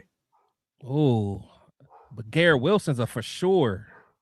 He is. Don't get me wrong, but I think need the quarterback. Like I want the quarterback. I want to be able to have the draft capital. If we don't get a quarterback this year, you could obviously trade back. Maybe Chambliss is your guy or Ty Simpson, whatever it may be. I'm not saying it is. Chat, don't get crazy. But I'm just saying you still need to have that ability. If you don't get the quarterback in that first overall pick, I want as much draft capital, even if we mess around and win like 8 games next year and you find yourself at like pick 12 or 13, I want to have every single draft capital to move up to 1 if I needed to. So to me, I was like, man, I still think I want 3. I mean, you would, because the Jets aren't going to be that. They're playing the long game, so they're not going to be good next year. And as much as we love our team, we're not going to be good next year. We'll be in a perfect position to be able to strike to get a quarterback next year. Yeah, maybe. Where'd Severe go? Lost Severe for a second. We'll see. Well, nice. So there, his camera just went down. His camera went off. All right, Severe will pop back in. So I mean, D Keegan. So it's like I see it. I see everybody's like Mendoza equals Super Bowl within 3 seasons. Like I know that's the excitement. That is the excitement, and everybody is going to be basically saying he is the guy, and everything looks good. Everything looks right. You know what I'm saying? I don't know. It's we're not getting to that just yet. Rundown. Yeah, 3 1s, nothing less. For real, we have to basically swap Jets position to get a quarterback next year. And look, if you get 2, then you can move around if needed a little bit. Instagram Mendoza sweepstakes. 2026, 2, 16, 13, as well as 2027 Dallas first rounder. They should do that if they do. Are you saying from Dallas? So get Dallas's. Yeah, So if we yeah, trade sure. with Dallas, or no, the Jets, they have Dallas's Jets. first rounder. My bad. Yeah, they have The Jets Jets got first Dallas's rounder. first 'Cause rounder. they're not going to give us their first rounder because they know they suck. So Yeah. they're going to give us the lesser of the two, which will be Dallas's. But man, 2, 16, 33, man, that's a yeesh. That's a You haul. still get 2? That's like a mock draft simulator trade. That's what that is right there. Yeah. That's all I was like, that's not gonna happen. That's crazy. But hey, because that's 2 first and that's 3 first and a second. That's great. That's crazy work though. That's crazy work. That's crazy work. I mean, you have to at least field that phone call. If you're willing to give up 3 firsts, you got to field that phone call. Fernando Mendoza going to be working at T-Mobile. He ain't going to have nobody. Man, I was about to say that. They must think that dude's Peyton Manning. They must think, Chad, let me know what you think about Archie Manning because he's asking, do you think we should go for Archie Manning in next year's draft? I haven't watched enough on the kid to know. People want him to be the guy so bad. Yeah, there's potential there, but I mean, first of all, are you going to be in position to draft him? Does he decide to come out? People thought he was coming out this year. Right. So I'm like, he has a ways to go, man. He has a ways to go. He does. Show Deuce, hashtag Raiders saying Jets can give us picks. Yeah, 2, 33, 44, and then 2027 first round picks for next year. We gotta, if we move, we gotta fleece somebody. I mean, we're set. You gotta set the foundation. Treatment. There's no Vaseline. Oh man. Okay. All right. Just kind of threw that down, guys. Let me know if there's anything else in the chat as you see it. I'm behind a little bit. I'm about I'm just a few minutes behind. Let me ask you this, Mr. Keegan. You keep talking about this Eli. It's like the second time you put that. How many Super Bowl rings does the Raiders franchise have, and how many does Eli Manning have by himself? Ree got 3. Eli got 2. 2.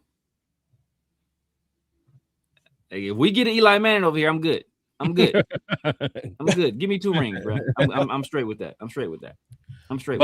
But would you be good with an Eli Manning minus Strahan and all them boys? Hey, AP, give me Eli. Justin Tuck. He win. If he won, he won. I don't give a damn what happened. He won 2 of them, and he delivered the goods when it mattered. He did. When it mattered, he did. That pass to Mario Manningham. People talk about that David Tyree one. That was nice. This wasn't good. That Mario Manningham pass, bro. Oh yeah. It's very few people in the history of the game that can make that throw. That's true. All right, so here we go. Chill right. To be honest, the value of the first overall picks dictated how many quarterbacks in next year's draft will teams value more than Mendoza. That's kind of what Chris touched on a little bit, as well as myself, basically saying, look, like there might be some quarterbacks in next year's draft that teams really like and they're willing to wait. And so let's see, money check. If you trade, if trading the first overall pick is so wise, you haven't more teams done. Then why haven't more teams done it? Also, when it has been successful for the teams who traded it away, the Bears. I mean, the Bears are probably, and they're in the playoffs. We'll see how far they go and how far it takes them. But so far, the Bears could be the probably best example so far. Yeah, I mean, outside of the Panthers, it ain't been that great for teams that have traded for it. And the Panthers, it was looking spooky for the Panthers for a little while. They messed around. They drafted Tetaroa, and it changed things for them. Yeah, and look, we'll see just kind of how they piece that together as well. What up, Jay? What's going on, man? Yeah. Good seeing you in here. I'm trying to think of people that guy. I think Jeff George was one. A team traded up to draft Jeff George. How'd that work out? How'd that work out for that team? They traded up for Jeff George. Rocky, who are the top offensive linemen, free agents? I know everybody's talking Linderbaum because we need obviously potentially a center. I don't know just yet. I'm going to start doing my homework. I'm starting to do some homework with some college guys, and so I don't know just yet, but we'll definitely tap into that. I don't know off the top of my head. Chris, any thoughts on offensive linemen just yet? Yeah, I was kind of looking at that the other day. Yeah, Linderbaum. Gosh, who else? It was another. Yeah, I have to look again. But even when I was looking at that, like I even him, like why? I guess it depends on what's their priority. Is it this to get a big bag, or is it to go to a team and be able to compete? Like people, all you gotta remember, they have to want to come to our team. So everyone thinks he's just gonna fall on their lap. I don't know, man. That's a hilarious comment. I don't know why that's so funny. The praise of the Lord at the end got me. Okay. All right. Just gonna talk about that just a little bit, and that's kind of all the pertinent news as it stands right now as it relates to obviously the Raiders as head coaches. Obviously, Dante Moore going back to Oregon was big because I think we all can agree it makes that number one that much more valuable. Real quick, before we go to the next topic, Jason, 3 teams going 2-15 next year, going to be a real slump buster for a season because of presumed quarterback talent. There might be a lot of tanking going on next year. And so, okay. All right. Let's do this. Let's get to the awards. Okay, I'm going to go over to the big screen. We'll kind of go ahead and set it up. So, one thing that did drop. Father in the house, too. We did have one drop that the NFL, obviously, the NFL have their awards for the 2025 season. And Ashton Jeanty did make the list. We'll kind of see where he landed on the list as it relates to Offensive Player of the Year. I believe there's about 7 names, and Jeanty's name is on there, so we'll definitely take a look at that. But I want to get you guys feedback because we got the MVP award candidates as well as Offensive Player of the Year, Defensive Player of the Year. We're going to go through the entire thing, and we're just going to kind of get you guys feedback. Now, I apologize if you are on the horizontal mode because of the way Landscape puts it. It's the view's probably not going to zoom in too much, unfortunately. So if you want to see it a little bit better, if you can, go to the vertical feed, and you might be able to see it a little bit better. I'm going to try to zoom in a little bit so hopefully everybody can see. Rod, guys, said Raiders, #Raiders, they won't trade back QB is a need and a business, a huge sell Mendoza jerseys. I hope they're not doing it just to sell Mendoza jerseys. But, yes, quarterback is a need for sure. Rick L, the Miami offensive tackle, is nice. I know I've heard a lot of people talk about him, so we're definitely going to tap into that guy as well, just kind of check him out. Okay, let me set this up. I am going to zoom in so everybody can kind of see it because the text is a little bit small. So, chat, I want your feedback. I want to know, what do you guys think? Who do you think is going to be the winner? Let's have a little bit of fun. We're going to go ahead and share the screen. If you guys can see it, I'll try to zoom in just a little bit more. Right, that's maybe better. All right. NFL. We got the votes, all right, but we got it ranked in. Let me know if you think that it's ranked properly or not. NFL MVP, guys, let me know. You got Matthew Stafford up top. You got Drake May underneath for NFL MVP. Trevor Lawrence, Caleb Williams, Josh Allen, Christian McCaffrey, Justin Herbert, Dak Prescott, Sam Darnold. Matthew Stafford got the most, and Drake May is in there with 22 points. Do you think Matthew Stafford deserves to be the NFL MVP? Chat, let me know. Chris, I'll throw it to you first, man. What is it? What do you think about this list? Yeah, I mean, honestly, Stafford, with the amount of touchdowns he threw, I mean, he went crazy from that standpoint. I mean, that's pretty spot on to me. I don't know, like Trevor Lawrence being third, that seems high. That seems high. He won like 12 games though. Yeah, I mean, because he got a very good receiver to help him out, towards the end. So, but yeah, I don't know. Trev's kind of high for me, but yeah, for sure. I mean, I think it's definitely a race between Stafford and Drake May, but I think that got it right for Stafford.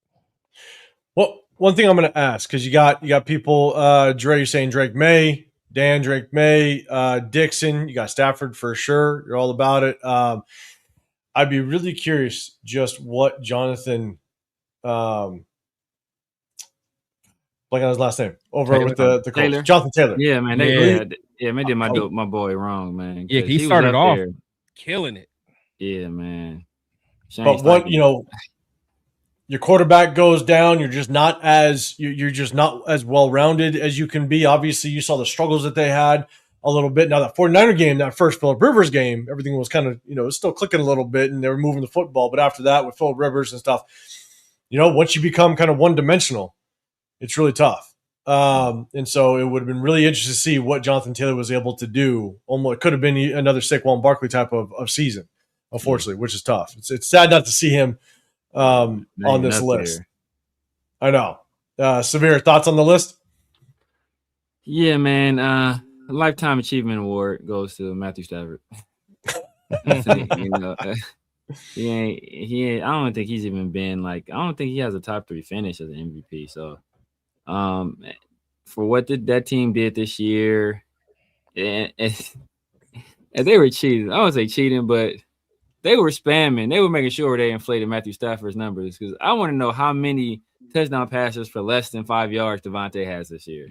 Man, they'd be at the 1 yard line, and they throwing to Devontae for a touchdown, bro. Devontae, there's a game Devontae finished with 25 yards and 3 touchdowns. It was that London game. I think it was that London game. What kind of nonsense is this, bro? So, but that's Mike LaFleur. He hooked up your receiver, Jack Besh. That could be you. Not really, but But I'm giving it to Matthew Stafford, man. Like I said, Lifetime Achievement Award. Yeah, and I think he deserves it. You know what I'm saying? Just what he's done throughout this entire season. I think Matthew Stafford serves him right being up there for sure. But I do think there are some people in here. Obviously, Drake May has a defensive coach, but we now know Josh McDaniels. He's got a good offensive mind over there too, kind of helping out and coordinating that. So can't take that away from him. All right, let's do this. Yeah, fanboy, you got Drake May up there as well. Daniel MVP Gino. Oh man. Let's do this. All right, let's go down. We got offensive player of the year. You got Jackson Smith-Njigba at the top. Christian McCaffrey just below. Puka Nacua running third. Bijan, James Cook, Drake May, Derrick Henry, Jonathan Taylor. My dog dirty. Guys, let me know if you like this list. Do you think JCN deserves to kind of be at the top of the list? It's kind of weird that Drake May is so far down there when he was second leading in the MVP race. I don't know how that works. But, guys, let me know if you like this list. If you think another name should be on there. But Severe, I'm going to throw it to you first. What's your thoughts on this list? Bijan should be number 2. And it's not even close, really. Bijan should be number 2, and it's not even close. It should be JSN because of what he did. I think he has the trifecta, if I recall correctly. If not, he's very close to having it. But it should be Bijan second. But yeah, other than that, I'm fine with it. I'll put JSN, Bijan, and then Puka. Christian McCaffrey had a year though. Yeah, but he ain't Bijan. He had a year, but I think talking to Dr. Umar. Never mind. Go ahead. Nah. Go ahead, man. Go ahead. Nah, look, I ain't trying to hear that. Y'all already know. As a certain linebacker, I'm not going to bring up. Y'all was trying to. Yeah, look, my boy Luke Kuechly still. He can lace him up today. So, but nah, Bijan's just crazy, man. The stuff he was doing, it was a freak show every game, man. The stuff Bijan was doing. And Bijan cold. He's cold. And the thing is, Bijan, he really doesn't have much help. He's got Drake London, but at the same time, you have Kirk Cousins throwing the football that's not slaying that thing all over the place. You know what I'm saying? Like, the only thing you can he was lucky enough to kind of be able to get those breathers with Tyler Algier going in and stuff like that. But what Bijan can do with the ball and the way he can create is pretty damn good. Christian McCaffrey, I think he's also benefited from just, and not to take anything away from him, he's a baller without question, but Shanahan just really knows how to use him, put him in the positions where he can be successful. He cooks, man. He cooks. But I struggle not to put Puka up there at possibly number 2. Like the numbers Puka has put up, everybody thought he'd fall off because Devonta Adams got there. Yeah. And he is still just, I mean, he's untouchable as a receiver. Yeah. It is wild what he does over there. Yeah. Yeah. Look, I sent this to the chat. I know my dog ran down. He probably gone already. But I was talking to this. The game that Puka Nacua had against, I want to say it was the Seahawks. That he had 225 yards that game. 225 yards.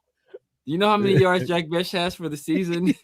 For the season. 224. Puka Nacua could have, he could have, I'm done. If they could have, it was a competition to who was going to have more yards.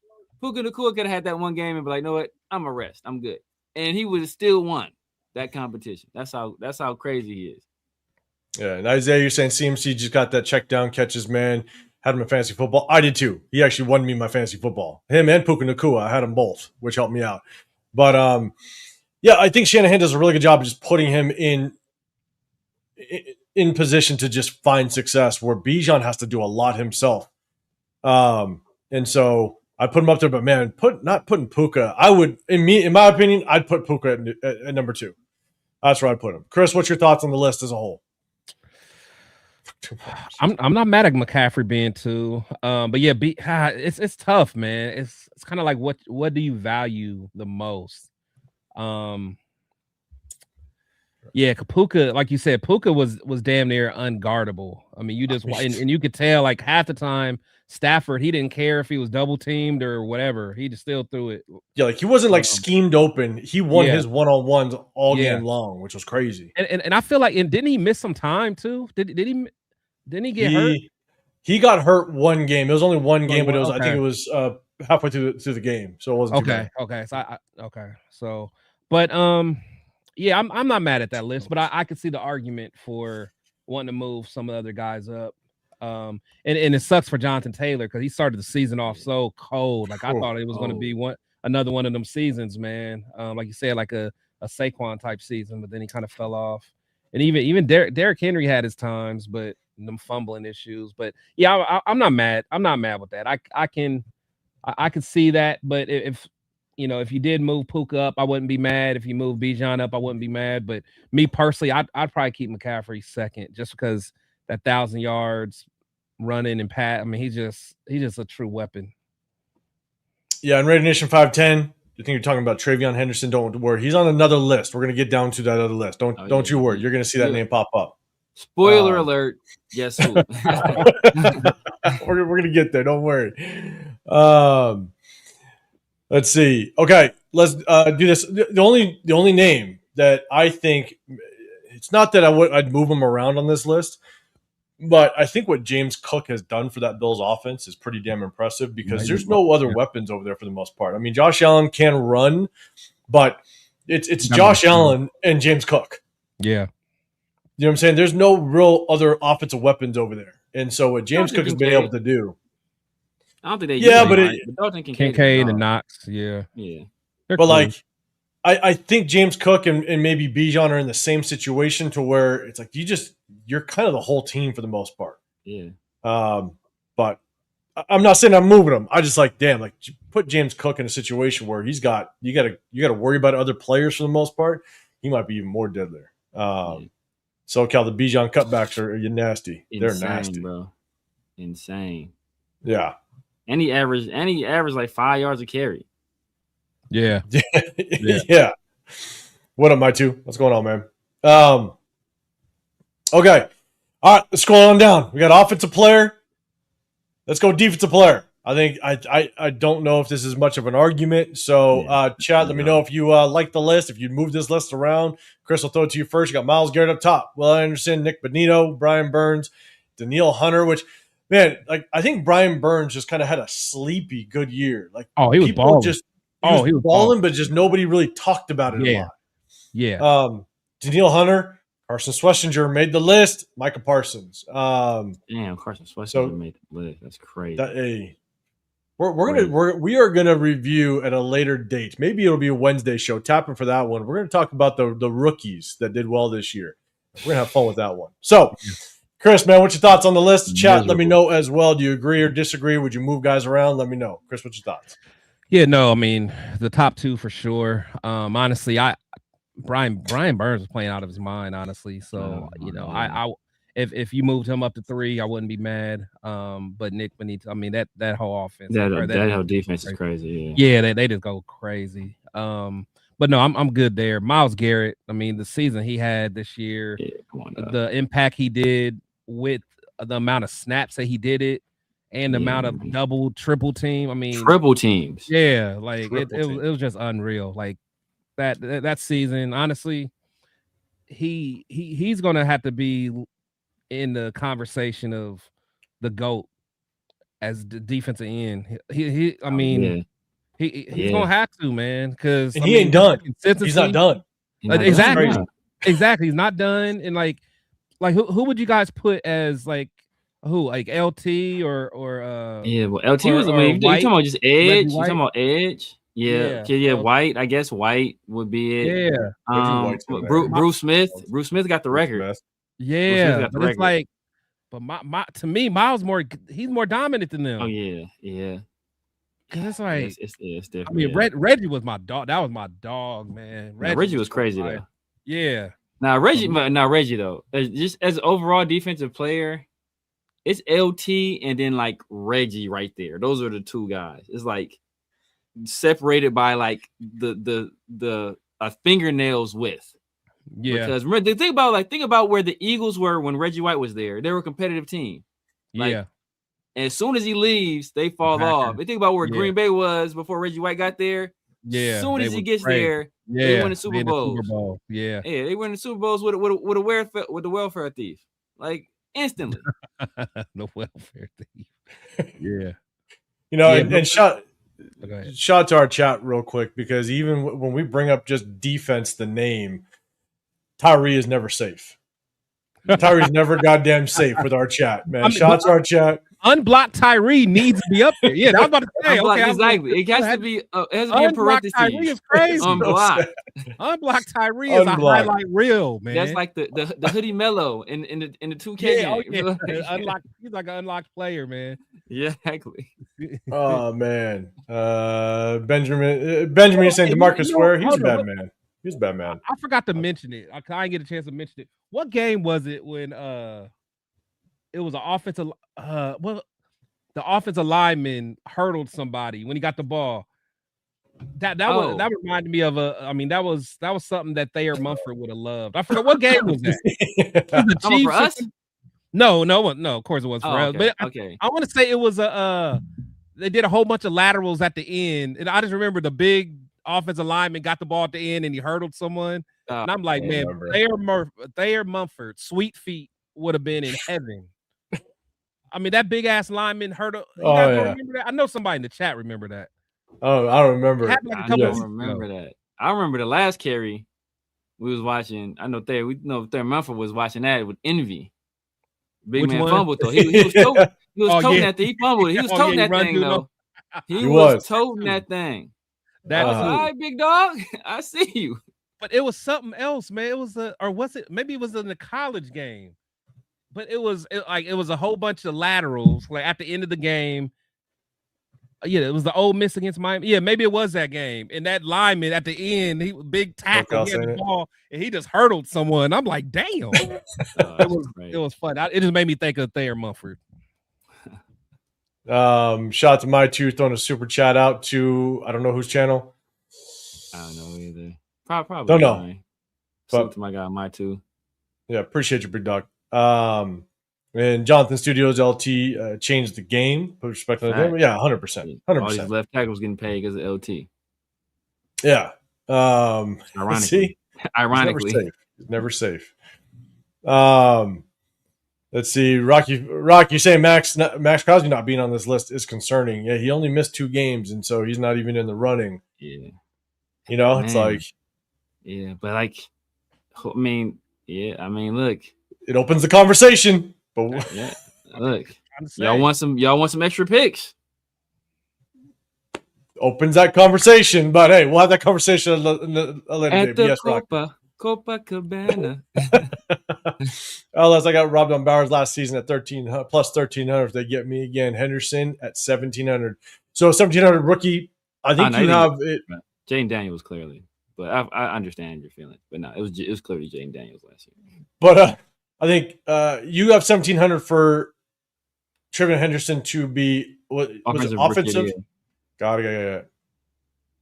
I thought you had him as rookie player of the year. But yeah, offensive rookie of the year. Yeah, I think he had offensive rookie year. Okay, so it's still. I mean, we're gonna get down to that one. Eric Raider haters, what's going on? You know you're good when you get unblocked. Exactly. Tyree is so good. They're scared to block him. Just olay that man. Jen Slinger, the defensive player of the year list should read Myles Garrett, Tyree Wilson. Hey, put some respect. He's not safe. He is not safe in our chat. How long Clee been in the league? See how long Tyree lasts. See how long Tyree, because he got to be like 7 years now. 7. Yeah, he was in Max draft. He didn't pick up the same year we got Max. Yep. Oh man. Okay. All right. We got defensive player of the year. Let's scroll on down. We got some more NFL awards. Like I would say this: if I can't put him over anybody that's above him. But man, Danielle Hunter is the most slept on defensive player in the league, bro. He bought the out. most slept on defensive player. The dude got like 114 career sacks. Yeah. And nobody be giving him no love, bro. Like it's crazy. Yeah. That dude is a monster. I 100% agree with you. Like that's why you're looking at Brian Burns, and I don't know. I think he's just kind of get buried because you just Myles Garrett obviously with the sack, with the sack leader, talk, like he got buried unfortunately. What up, Danny Kim? What's going on, man? Yeah, Danielle Hunter's a bad man. Rick T-Mac had a good season. We're about to get down there. All right, here we go. Rocky Cleveland Farrell drafted number 1 by the Raiders. First round. Yeah. Number 4 overall pick.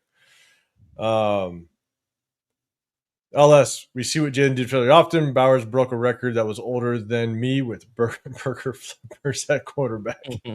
Kyle Pitts put up 1,000 yards as a rookie, though. That's people like Kyle Pitts did it.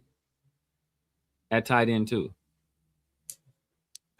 Yeah, but it wasn't. Yeah, Bowers went stupid, though. Yeah. The great Jaden took a team from number 2 overall to the where was the Raiders? Where was the Raiders at? Right back where the fuck we was.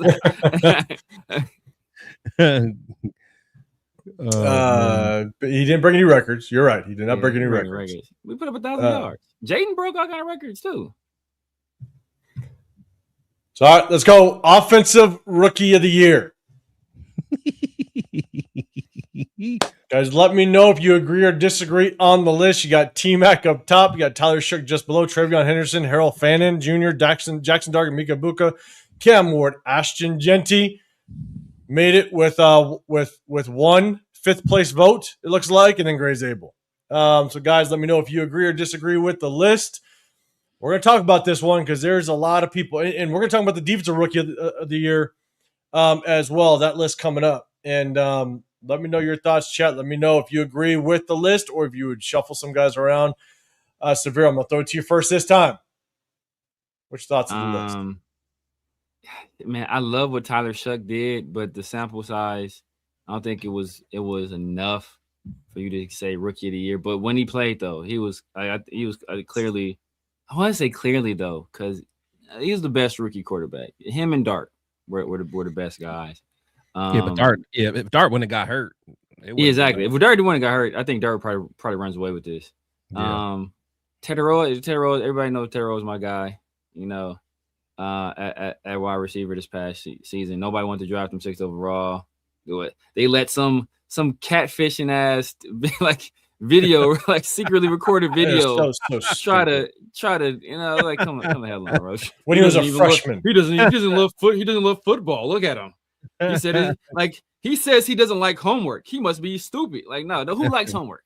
Who likes extra work? Nobody does. But you do it. Yeah. You do it. You don't necessarily love it, but you do it, especially when you're 17, 18 years old. I would put Travion, I think, but see, it's hard because Travion was the number 1 guy. It got to be Teteroy. I think I'll stay with the order. Only thing I would change is that I'll put Gray Zabel over Ashton Jeanty, but I would keep everything else the same. But Gray Zabel behind Ashton Jeanty is rivalry. Gray Zabel way better at his position than Ashton Jeanty is at his, bro. Way better. There was a stat of all the people in the NFL that had more than was qualifying with 240 carries. Ashton Jeanty was dead last in yards per carry. Gray Zabel, free Gray Zabel. Free Gray Zabel. I think what's impressive though is that Gray Zabel even is on the list. I mean, I don't know how often linemen actually make the list. Yeah. Typically, you got quarterbacks, receivers, running backs, stuff like that. Shout out to Gray Zabel for even just making the list. Just kind of goes to show, just look how well he performed without question. And Pigs, to your point, right? You're saying Zabel's interesting. McMillan was my guy. To Chris's or to Severe's point, I think a lot of people got caught up in just that video when he was a freshman and stuff like that. And we were the first ones to come on here and basically say, look, like he's a freshman when that video was done. Like, stop. But I know a lot of like the bigger content creators, they made a big deal about it just to kind of make a big deal, So that video was crazy. So Chris, thoughts on the list? Yeah, to me, I don't know how Junkins doesn't. Oh my goodness! Yeah, I don't. Christmas miracle. I don't see how Junkins don't make the list. That's wild to me. Because honestly, for most of the season, he was a leading. I mean, he was out rushing everybody. As far as the rookies go. So, yeah, and Jeanty, I mean, it's just, yeah. To me, with Junkins not on there, I don't get it. Dart, with him getting hurt, I kind of understand, but to me, Dart made the most impact while he was playing. And then McMillan, he balled out. I was wrong about him. He balled out. He did his thing. So I think I have a little bit of an issue with Dart where he's at. I think Emeka Buka could probably go above him, just the impact he had for the Bucks when Mike Evans went down. Yeah. He was the clear cut number one, and he was the only one because Chris Godwin was gone too. Yeah. And so he was literally a rookie having the only attention against defenses, and for him to literally be probably the second, he is without question the second best rookie receiver out of this class. Yeah. And I just like Jackson Dart was good. Don't get me wrong, but I think he gets that spot because he was the quarterback. But he got to think he lost his number one receiver and running back. Like he literally had to do it by himself. Literally. No, I agree. But he had such. It's like he had such up and down games, and I know I talk about quarterbacks having up and down games. He's a rookie, so. But I think you just put it on the level of what Emeka Buka was for his team when Mike Evans and Chris Godwin couldn't play. It's like, damn, like for a rookie to do that and be arguably just a top receiver in general in the league, I think it was actually pretty damn impressive. But that's why I would probably swap them. I'm not mad at that. That's just my opinion. I'm not mad at that. Yeah. So for me, and look, people want to talk when we went live on Sunday. And I talked about just Fernando Mendoza, right? Just there are going to be some times where look, like you just question some things, just how it translates and how his game can transfer to the NFL. It's questions. Not saying he can't. It's just questions. Like I think T-Mac deserves the number one. You guys know like T-Mac was my number one guy going in the draft. Yeah. Look, when you watch T-Mac, it's the same knock that I had on him when he was coming out of the draft. Like I think T-Mac. I think he uses his speed. He uses his height extremely well. But, man, like he's a good receiver. I think what is going to allow him to be great is if he crisps up his route running. Yeah. Yep. If you watch him, his route running, what I saw in college, he got away with it in college because he was so much faster. Yeah. He was so much more athletic and taller. Yeah. Like he rounds his routes a lot. I think for him to be good, he keeps up on what he's doing. For him to be great, I think he's got to just crisp up his route running, and that could get him to like a top 5 receiver. Yeah. And you still kind of see that with him. I seen him do some. I seen him put some people on skates. No, I'm with you. So when you like think about it, he's 6'5" or 6'6", closer to 6'6". Yeah, with that kind of speed, and his movement skills are incredible. Like you were just watching him run on the field. It is. So I mean, I think he'll still be able to get away with it for the most part because it's not too many corners that are going to be able to deal with his combination of height, speed, his arm length, his jumping ability. Like I agree. He's a lot to deal with. Like your only way to attack him is like with physicality. And if he starts putting on weight, he's Samoan. He starts putting on weight, it's over. So no, I agree, but I think that there's a difference between him being really good and him being a top 5, top 3 receiver in the National Football League. You know what I'm saying? Like being that generational. When you pick him, you know, in that top 10, I think where do you go? 9, 8 or 9? Something like that. When you get picked that high, it's like you want to be again, like we put it on Jeanty, like we'll put it on Mendoza. We put it on Tyree. You get picked top 10, you better be one of the best to ever wear that uniform. One of. And I think for him to get to that top 5, top 3 conversation consistently, I want to see him just be sharper. I mean, you can go watch him in that playoff game. It's like you can see at times where the routes just kind of round a little too much. And when you go against those top corners, it's going to be hard to kind of get that separation on a consistent basis. But he's 6'5". Like, that definitely helps him. And so, but again, you guys knew, like Severe, like T-Mac was my number 1 receiver. I 95% of the time I'm going that route, but I got screwed over. Severe's IT guy got to me, and I didn't get a good trade back. God damn it, I couldn't get a good lineman. It was 2 people I was taking at 6. It was T-Mac and Will, the only 2 people. Yeah, and shout out to you, shout out to Chris. Will Johnson was your number 1. Yeah, and we're gonna get to the defensive side, but Will was your number 1. You know what I'm saying? And so for me, it was T-Mac or lineman. You know, I'd like to Kelvin Banks at that position. So that would have been cool with Kelvin Banks too.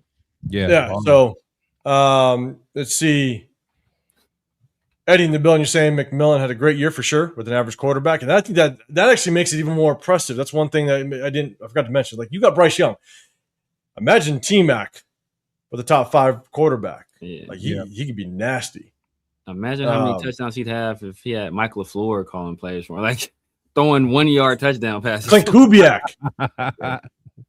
1-yard touchdown passes. It's 1st and goal at the 1. We throwing touchdown. Jump ball. Yeah.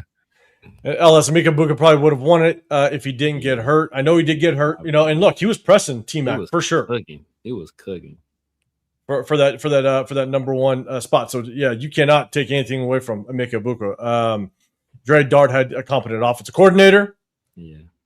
And my 2, you're saying, hey, what about Scatterboo? I think it's just because he got hurt, bro. If Scatterboo didn't get hurt, Scatterboo was getting busy. He was going to be up on this list. But the thing is, and that's why I was scared in college about him. Cause like just the way he plays. I always said he reminded me of Peyton Hillis. Yeah, like it was like he's not going to be able to withstand that for a long time. But he's fun to watch. He was a beast. Yeah. So we'll see. We'll definitely see just kind of how it works out overall for these rookies. We'll see just kind of who gets the nod. People be hating on Cam Ward, man. But if you really watch Cam play, like he had nothing around him, man. But he showed flashes. He showed flashes. Oh, absolutely. Of being that guy. So I don't know why people are hating on Cam like that. I mean, I think Cam did very well for his circumstances. Oh, yeah. I mean, because like over there. Destroying said Cam Warren, this is funny as hell. He didn't have much at all. Nothing. I mean, the running game was almost non-existent. He had inconsistent. The guy that I liked in the late rounds, the kid from Florida, Chimmy Dyke, like that kid. Yeah. He ended up being his number 1 target, but it wasn't until the last maybe 4 or 5 games of the season. Right. He was primarily a kick returner. Right. So it's like for him to develop that kid and now might end up being one of his better receivers. It just goes to show and I felt bad because I thought who do you have? I actually liked him. Veteran receiver over there. Really? Kelvin Ridley. Like I like Kelvin Ridley, but it just didn't seem like it clicked consistently enough. He got hurt too, didn't he? He got hurt, and he just couldn't get on the same page with Tyler Lockett. That's why. I don't know why that I don't know why that relationship just never. So, but look. So, I mean, it's actually pretty impressive to see Tyler Shough on this list, given the fact that I think a lot of people didn't like him coming out of last year's draft. There was quite a few people that just weren't high on Tyler Shough. Yeah, I wasn't. And the thing was like he was my QB3 because I got him in one of our mock drafts, and I think I got him in like the 4th round, maybe 4th or 5th round, because it was Cam Ward. Cam Ward, Dart, and then Tyler Shough. So it's good to see him go over there with the Saints and really kind of turn that thing on. But we got TreVeyon Henderson. TreVeyon Henderson right there at the 3rd spot. And I think it's he's done well over there with the Patriots. You know, in a shared backfield. Obviously, that offensive line helps him out. And I think where it benefits in all honesty, and Quinshon Judkins not being on here, obviously I think him starting late and then getting injured, I think it hurt him. If he played the entire season, he might find himself on this list without question. But I think TreVeyon Henderson, you know, him being able to kind of be in that rotation and kind of helping him out with the good offensive line, obviously good offensive coordinator over there, it definitely helped him out. But TreVeyon Henderson, I think y'all know, was the majority of ours. I think Chris, I mean, you liked him in the 2nd round. You know, Severe, he was basically your number one. It was always my target to try to get him in the 2nd round. So it's good to see TreVeyon Henderson kind of doing some things over there. Obviously with a really well-oiled offense over there with the Patriots. Yeah. So I don't know if not a lot of people can kind of disagree with kind of what's going on with the list so far. So okay. We got offensive. I would say that now look about it. I might push Jeanty off the list with Tyler Warren. I might push him off the list with Tyler Warren. Tyler Warren was cooking at first. Tyler Warren, he was cooking at first. He lucky. He lucky. What you call it? Didn't start getting busy till late. Who? Loveland went this year, right? Loveland was rookie this year, right? Yeah. So he lucky. Loveland didn't start getting busy till late. He would be completely off the page. Tyler Warren. I mean, I know he's doing really well. I didn't know how well he was doing. I didn't really track him. He started off hot. He kind of tapered. He's like Jonathan Taylor. Like he tapered off once the team stopped having success at first. Yeah, they were the last. He was getting carries. He was like running. Oh yeah, he was on everything. He was doing in college. He was balling. So, all right, cool. Let's make this thing work. Let's go down to defensive Rookie of the Year. Let me know if you guys agree with this list or not. You got Carson Swessinger at the top of the list. Kind of run away with it a little bit. You got 23 votes. Nick Emenwari from the Seattle got 18 votes. James Pierce Jr., Xavier Wash, Shahad Campbell, Abdul Carter, and Jonas Sanker getting 1 vote on there. Jonas Sanker, he was that corner. Yeah, I think so. Yeah, I think he was the corner. So, guys, let me know what you think of the list. Hit that hashtag Raiders. Chris, I'm gonna throw it to you first this time. What's your thoughts on the list overall? No, I like it, but you know, I don't know how my boy Will Johnson didn't get on there. You know, but it's hard to get on there as a corner. It is weird that he didn't get on here. I don't know why. You know, he had a lot of PBUs. I mean, for the time he was playing. So, but Carson balled out. I mean, you could tell, like, he commanded. He was a leader on that defense. Because even as good as Myles Garrett is, he's like he's kind of quiet, so he like leads by example. He's kind of like that Barry Sanders type. He doesn't say that much, but you could tell like Carson was a leader day one. And all my friends that are Browns fans, I mean, they were saying that, just listen to him mic'd up and just, everything that they heard about him, like he was a true leader. So the Browns got them one. They got them one there. So Carson, salute to him. Yeah, 100%. So I'm gonna throw it to you here in just a second. We got Show Deuce. Oh, my, that was already up. For you, Chris, how good would Will Johnson be if the Cardinals hired Minter? A monster. I'm telling you, man. Will Johnson, man, don't get me started. Will Johnson is cold, man. Get him started, chat. Get him started. Yeah, I just don't think y'all realize how cold he is, man. Like his instincts, man. The things I saw him do at Michigan, just the way he would finish the route for the receiver and just beat him to the spot. Like he was so. I mean, the instinct, man. It was almost like how Rod Woodson was. I mean, just so like just the way he could read what the receiver was doing. He's gonna be nice. Trust me, bro. All right, Severe. I'll give my take in just a minute, but I'm gonna throw it over to you in just a second. Ellis said I had money on Jahad Campbell for defensive rookie of the year. Isaiah, not sure what the stats are, but OROY has a strong case for number one. Ooh, Carson got it. Rick Schlesinger balled out. Not bad for a former walk-on. Walk-on from UCLA. We'll talk about that. I don't even think he walked on. I don't even think he was there as a linebacker initially. I think he was there as a wide receiver first, if I recall correctly. Jahad Campbell is my guy. Really like his upside. LS, there's one defensive player who didn't make the list, and I'm disgusted. Yeah, probably Will. Or nah, or defensive player. Oh no. Who was it? Disgusted. Oh my god.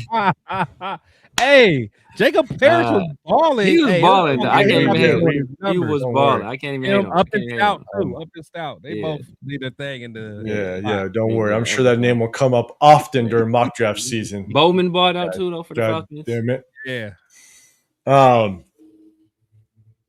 Let's see. Okay. All right. So. Severe thoughts on the list. Obviously, I know you liked Carson Schlesinger as well, but what's your thoughts on the list overall?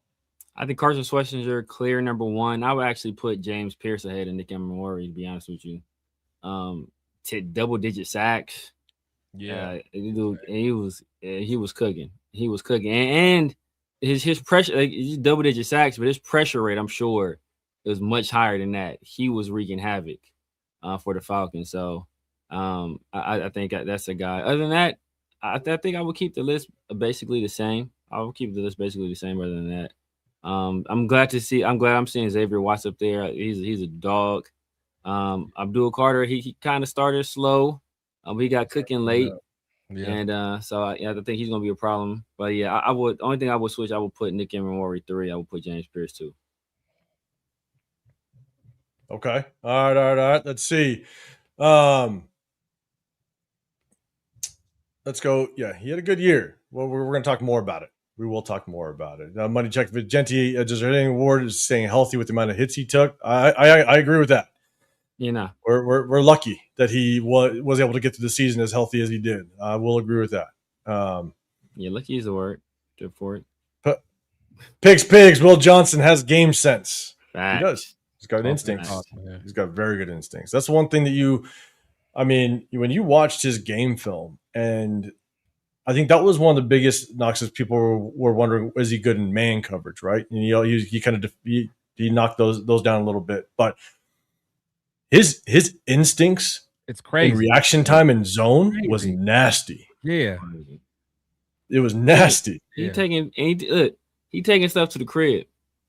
He taking it to the crib. Yeah. If he gets his hands on the football, he taking it to the house. Yeah, 100%. And so, what up, now, man? What's going on, man? Appreciate you popping up in here. Okay. So, man, my take. So I'll say this: Carson Schlesinger was my second favorite linebacker. Loved him in the second round. I like Jahad Campbell. My goal was if I had to trade back, if I had Severe's IT guy and I could trade back to like early 20s, I would have looked at Jahad Campbell. That was one guy that I really liked. Never had that opportunity. But Carson Schlesinger was my second favorite linebacker in that class. Severe and I had a conversation over at Barcode Burger, before the draft, because I was like, hey, you're a UCLA fan, man. Let me pick your brain about this kid because he looks damn good. Shout out to him. The one where I was wrong was I wasn't sure how good Nick Emenwari was going to be as it relates to just a box, like a free roam safety. I wasn't sure how they're going to play him. Yeah. And I was really questioning just his man-to-man ability, and his ability to consistently kind of tackle the quicker running backs, the quicker receivers in the NFL. And it looks like he's balling. And so I wasn't as high on Nick Emenwari as other people. And so he looks like he did damn good. I didn't watch a lot of James Pierce. I did like Xavier Watts. I never took him in the draft because I didn't think safety was a high enough need to take him at where he was getting drafted. Yeah. Abdul Carter was my number one edge. I definitely liked him. So definitely it's good seeing him on that list. Jonas Sanker, I honestly didn't even know who he was. So yeah, I'm not either. Yeah, I was lost on that one. But Carson Schlesinger, man, it's good to see him on there. Nick Emenwari, again, definitely proved me wrong in some areas. But it's good to see both Jahad Campbell and Abdul Carter, guys that I really liked in that draft. Look, I think that's – we got comeback player of the year. I don't know if we want – maybe we'll just look at it. But let me go through the chat real quick. Cobain, you got Xavier Watts. Yeah, I liked him. I didn't like drafting a safety that early based on what our safety room looked like. So many more needs. Yeah. Yeah, I was saying. I think Chris ended up taking him in one draft at least. Yeah, because he dropped. Yeah, he dropped in one. Because I think I'm not as high on. I wasn't as high on what's his name as you guys. Yeah. So I was like, yeah. I was hoping Pete was going to do work with Palomar, but obviously Pete would do a damn thing with anybody. So yeah. With anybody. With anybody. Raquel, I think at least when you're talking to this panel, you said, would you guys prefer T-Mac and Henderson over Jeanty and Besh? Oh, bro, that's not even close. You new here, man. Ask any NFL GM who would they prefer. You got two guys who are in the top 3 or top 4 for offensive rookie of the year, and you got a guy whose yards for the entire season was eclipsed in one game by Puka Nacua. One game. If for the record, none of us wanted Jeanty. Yes. Or Besh. Or Besh. Yeah. Or Besh. We said this clear before the draft, too. Exactly. Documented. And I think what makes it even more difficult is it's like you could question whether you get T-Mac because we didn't address the offensive line in the offseason the way that we should have. So it's like it sucks to be put in that position. If we would have addressed the offensive line properly, then maybe Henderson could come over here. And it's not to say that Henderson would have blown the top off in the backfield. He still would have been running behind a bad offensive line, which would have sucked. I think he would have had probably more explosive plays because I think he's just a shiftier running back. And I'm not saying it would be a lot more explosive, but I think he would just have more explosive plays. Look, I can't disagree. Don't get me started. I can't disagree. About that earlier, man. We just talked about that earlier. Okay, so you guys talked about it. Leo Cheeto Linus, he can confirm. We're sitting next to each other with Lunatic and Fu Chris. Mm-hmm. And as soon as we picked them, I looked over. I was like, hopefully I am wrong or he's just a story. And I hated saying it, but I'm like, I hope it's not just a story. Yeah. And it sucks. I mean, it sucks. It's a tragedy what happened, but yeah, if his brother doesn't die, he's going in the 4th round. Exactly. Yeah, Johnson Studios, you said Will Johnson's has a knee that was flagged to all teams. Yeah, and that's why he dropped. Yeah. But I think our guy Chris over here was pounding the table. Yeah. The moment he started dropping, you're just like, man. Bro, when I saw him in the second, sitting there. Yeah, when I saw him, I couldn't believe it. Bro. After we took Jeanty, I was like, bro, if we can get Will Johnson out, all is forgiven. Yeah, all good. Is forgiven. Yeah. That's like when we drafted Trayvon Merrick after picking Leatherwood. I was like, all right, cool. Like, I don't want the Leatherwood pick. Yeah, well, cool. Yeah, I was like, all right, I'm good. We're good. It would have been that for me. But then we traded back. I was like, oh, you traded back. And then the Cardinals swooped it. I'm like, these dudes. Yeah. I was so hot. We're not going to look at comeback player of the year. We'll get into just chopping up with the chat for a second and getting some questions. Jonathan Studios, you're saying Armand Memboon, Jonas Savanea. No, a lot of people liked Armand Memboon. He did well. He did well this year. He did. Can't take anything away from the kid. I was pissed with Jonas Savanea, to be honest. I mean, Miami traded up with us to take him. Yeah. And that was my guy. That was my guard in the second round. I'm sitting there going, Arizona. Time to take him. And all of a sudden, bang, Miami trades up with us. And they take Jonas Savanea. I was so pissed. Yeah. Show Douche, you're saying, quick question, how do we satisfy the Rooney rule? Or is it only the Giants that have satisfied that rule? We've interviewed Vance Joseph. Vance. Oh, he already interviewed. I'm almost positive we've already interviewed him. Yeah, could be wrong, but he's on the list. So we interviewed him last week, right? We interviewed him already. Yeah. What about that passing game coordinator for the Rams? Is he? I know we requested it, but I don't know if we interviewed him. Yeah, I'm not sure. I don't know if we interviewed him. Yeah, I don't know. I don't know if we. I think Isaiah is saying it. Hold on, let's see. Isaiah is saying we satisfy the Rooney rule. Okay. Rebel, you're looking at the list. You're saying how's Eric Stokes not the comeback player of the year? Not in the comeback player on the list. Or there was some people I would take it off, like Phillip Rivers. Like I would take it. Phillip Rivers shouldn't be on there. I don't think Stokes played. I'll show it one more time. I don't think he played that well to be up there. Yeah, Phillip Rivers shouldn't be up there. Stephon Diggs should definitely be up there. Stephon Diggs should be up higher. Stephon did his thing. Stephon should be up higher.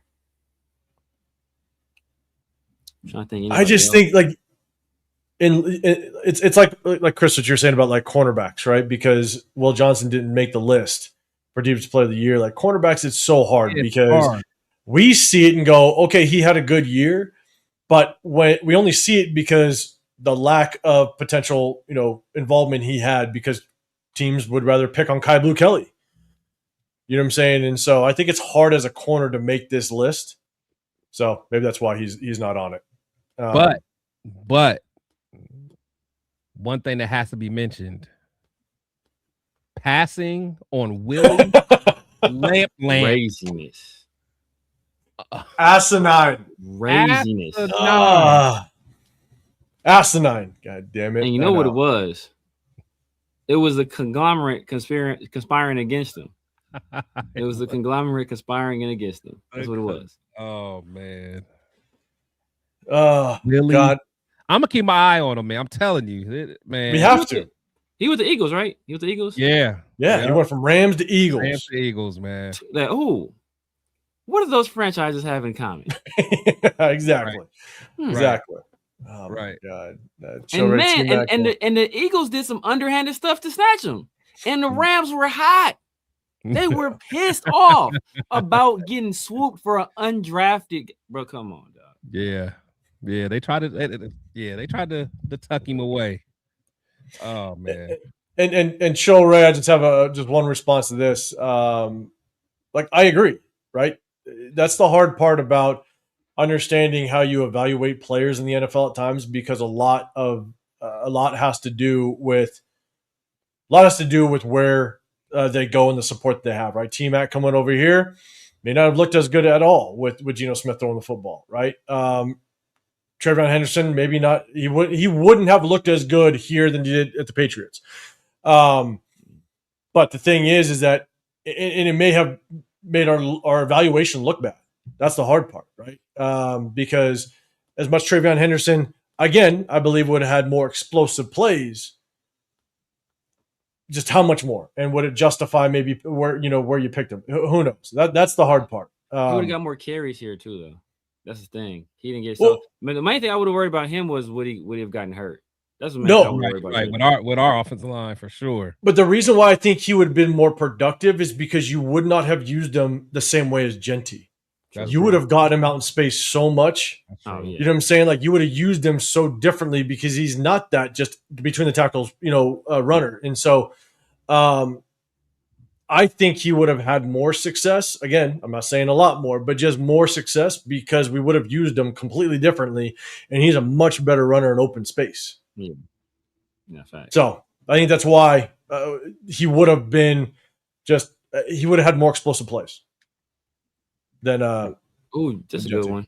That's a good one right here. Comeback player of the year. Oh yeah, Javonte Williams. But see, I don't think they give credit to people that was just like mid and then be good. Yeah. Like I think you got to be like hurt or something, or like have a really down year or something like that. And don't come back player of the year. That's wild. And Riot said Sylvain was bad. So what happened with Jonah though? There were some times where you had some tough games, but the one thing to keep in mind is they kept switching him from guard to guard. They actually moved him positions. And swapping from left to right guard is not easy at all, going from one side of the line to the other side of the line. And that's what they kind of did with them kind of towards the tail end of the season or the beginning of the season. And then he kind of solidified himself kind of towards the last, I'd say like 6 games or so. But they moved him around. And that's one of the worst things you could do. Look what happened with us. It's one of the worst things you could do with offensive linemen is just constantly swap them around. And that's what they did with them, unfortunately. And so I think next year is going to be a real good indicator just how good Jonas Savaiinaea can be. So just keep that in mind. That's why there are some games where he looked rough because, man, they kept swapping him. Yeah.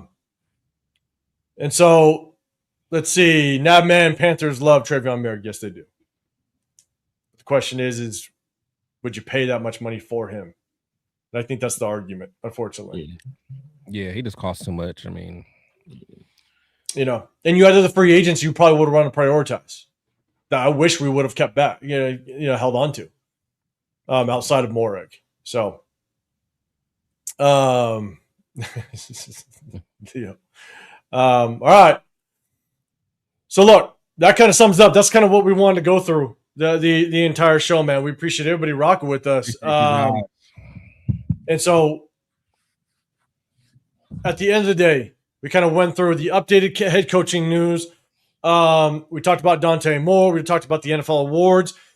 One big question and what we might tap into on Wednesday is really evaluating kind of the rookie class, right? Evaluate our own rookie class. They also, ESPN drops the all-pro rookie draft class for the year. We'll take a look at that and just kind of see how everything panned out.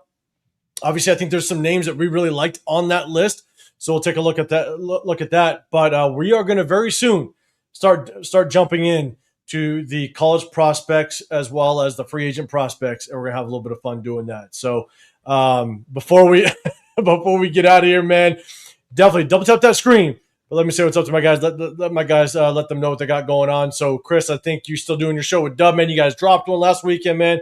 It's a fire show. Let everybody know what you got going on. Yeah, man. Yeah, just working my boy Dub, man. Make sure you guys follow him on YouTube, man. We drop every weekend. It was definitely a good show. Crazy thing is I was kind of talking a little bit bad about old Mendoza. Then he came out and started balling. So, but I did record that before the game. But no, yeah, definitely check that out. Protect the Shell podcast. You know, again, I'm at some point I'm gonna start doing my own content again. I'm thinking about bringing back Fan Talk Friday. I mean, I think that's what these Raiders streets need. No, Batman. I think that's what the Raiders streets need. You hung up the cow, Batman. You can't get it. I hung up. I hung up my cape and your cape and your cow. Shout out to my boy Turf and them. They didn't messed it up, but I'm bringing it back. I'm reeling it back, man. I'm gonna be the comeback player of the year, man. That's what I'm talking about. We need that back with Chris. That's what we need. Work. Fan Talk Fridays without just be question. lit, man. Fan Talk Fridays just be lit. We about to get it back. I think that's how I started watching. I think your content back in the day before I was doing this whole YouTube thing was the Fan Talk like Friday. Yeah, that was. I think that's what brought the Zima comment. Was your Fan Talk Friday? Yeah, that was a good one. That was a good one. I like. Yeah, don't put that out there. God damn it. Severe man, let everybody know what you got going on throughout the week. You guys know what it is, man. The Severe Raider here on YouTube, Snapchat, TikTok, X, IG, everywhere. The Severe Raider. Holla at your boy, man. Sundays and Wednesdays in the Raider War Room. My guys, Chris from Protect the Shield and 805 Raider. Tuesdays and Thursdays, the 50-50 show and Around the Shield with my guy Farrah on the Field, man. Tap in with your boy. Make sure y'all hit the like button on all 3 channels. Make sure y'all hit the notification bell in case YouTube try to hate on us. You know, make sure y'all hype the video. That's another thing, man. If y'all haven't done that, that really helps us, puts us in the algorithm as well. So make sure you hype the video and get at us in the comment section, man. You know, I'm always, you know, shooting breeze with people in the comment section, man. If somebody has a substantive comment, I usually respond, man. So holla at your boy. Yeah, man. If you don't know, like, of the 3 up here, Chris is the OG in this. I'm telling you. Sure. Chris is the OG in the content creator world with this crew. So hey, you got to pay respects to that. I don't know, man. I mean, Severe has a video that's like a year before mine, I think. Yeah, my Tyree video. Well, was it? You did a Tyree video in your car. I remember. I saw that one. Yeah, that was my very I think Chris, I think you were on before that though. That was your first one though, Severe? That was my first ever video. Yeah. Okay. Tyree, okay. Yeah. No. Actually, you know what? My first video on YouTube, I made a video saying Damon Arnett was trash. Just a single video. That was like a 3-minute video. That was like a 3-minute video. that was Lost in Space right now. Yeah, that was Lost in Space. Yeah. Hey, shout out to T4 Graphics, man. Appreciate you rocking with us, man. We're definitely gonna hit you up for sure, brother. Appreciate you rocking. Check out my boy on IG, man. Check out T4. Yeah, 100%. Yeah, that's my guy, man. Anyone that wants he made me a fire shirt. And I gotta admit, I ain't wore it yet because it was a Jeanty shirt, and Jeanty done pissed me off. So I ain't even wore it yet. But I saw it on his page too. It was. Huh? I saw a page. I think he had one on his page. I was Jeanty. Oh yeah, the shirt is fire. I was like, that shirt clean. The shirt fire, but then ain't gonna never be on my back. Like, I ain't wearing this yet, man. I'm gonna have to send him over some ideas. Yeah, some players, some people I can rock. Still to my young boy. You know, drop that Alex Kappa joint. The Alex Kappa. Yeah, appreciate you, Hummer VS. Hey, we're not worried about Mendoza. We are definitely going to see. We're going to see how things pan out. It's going to be fun to watch for sure, man. Tap in because we're going to do some game. We're going to do some game film of Mendoza. All right, obviously that's going to be the hottest topic going into the draft, and so we're going to break down a lot of Mendoza game film and just kind of give you our takes and give you the opportunity, man, to give us the feedback. You know, that's why we do it live, and that's why we have fun doing it. So, man, yeah, for sure, guys. Make sure you go over and hit up. I'll make sure you have some unreleased Alice Capites. Jesus Christ, man. Charles Grant. Charles Trent Williams Grant. That's what I wanted to say.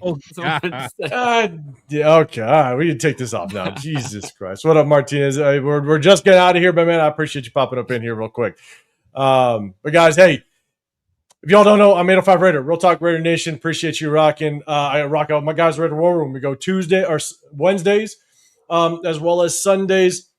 We break down game film throughout the entire season, but we're going to break down game film throughout this entire offseason.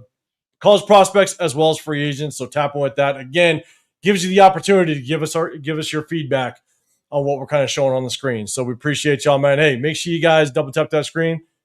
Good night.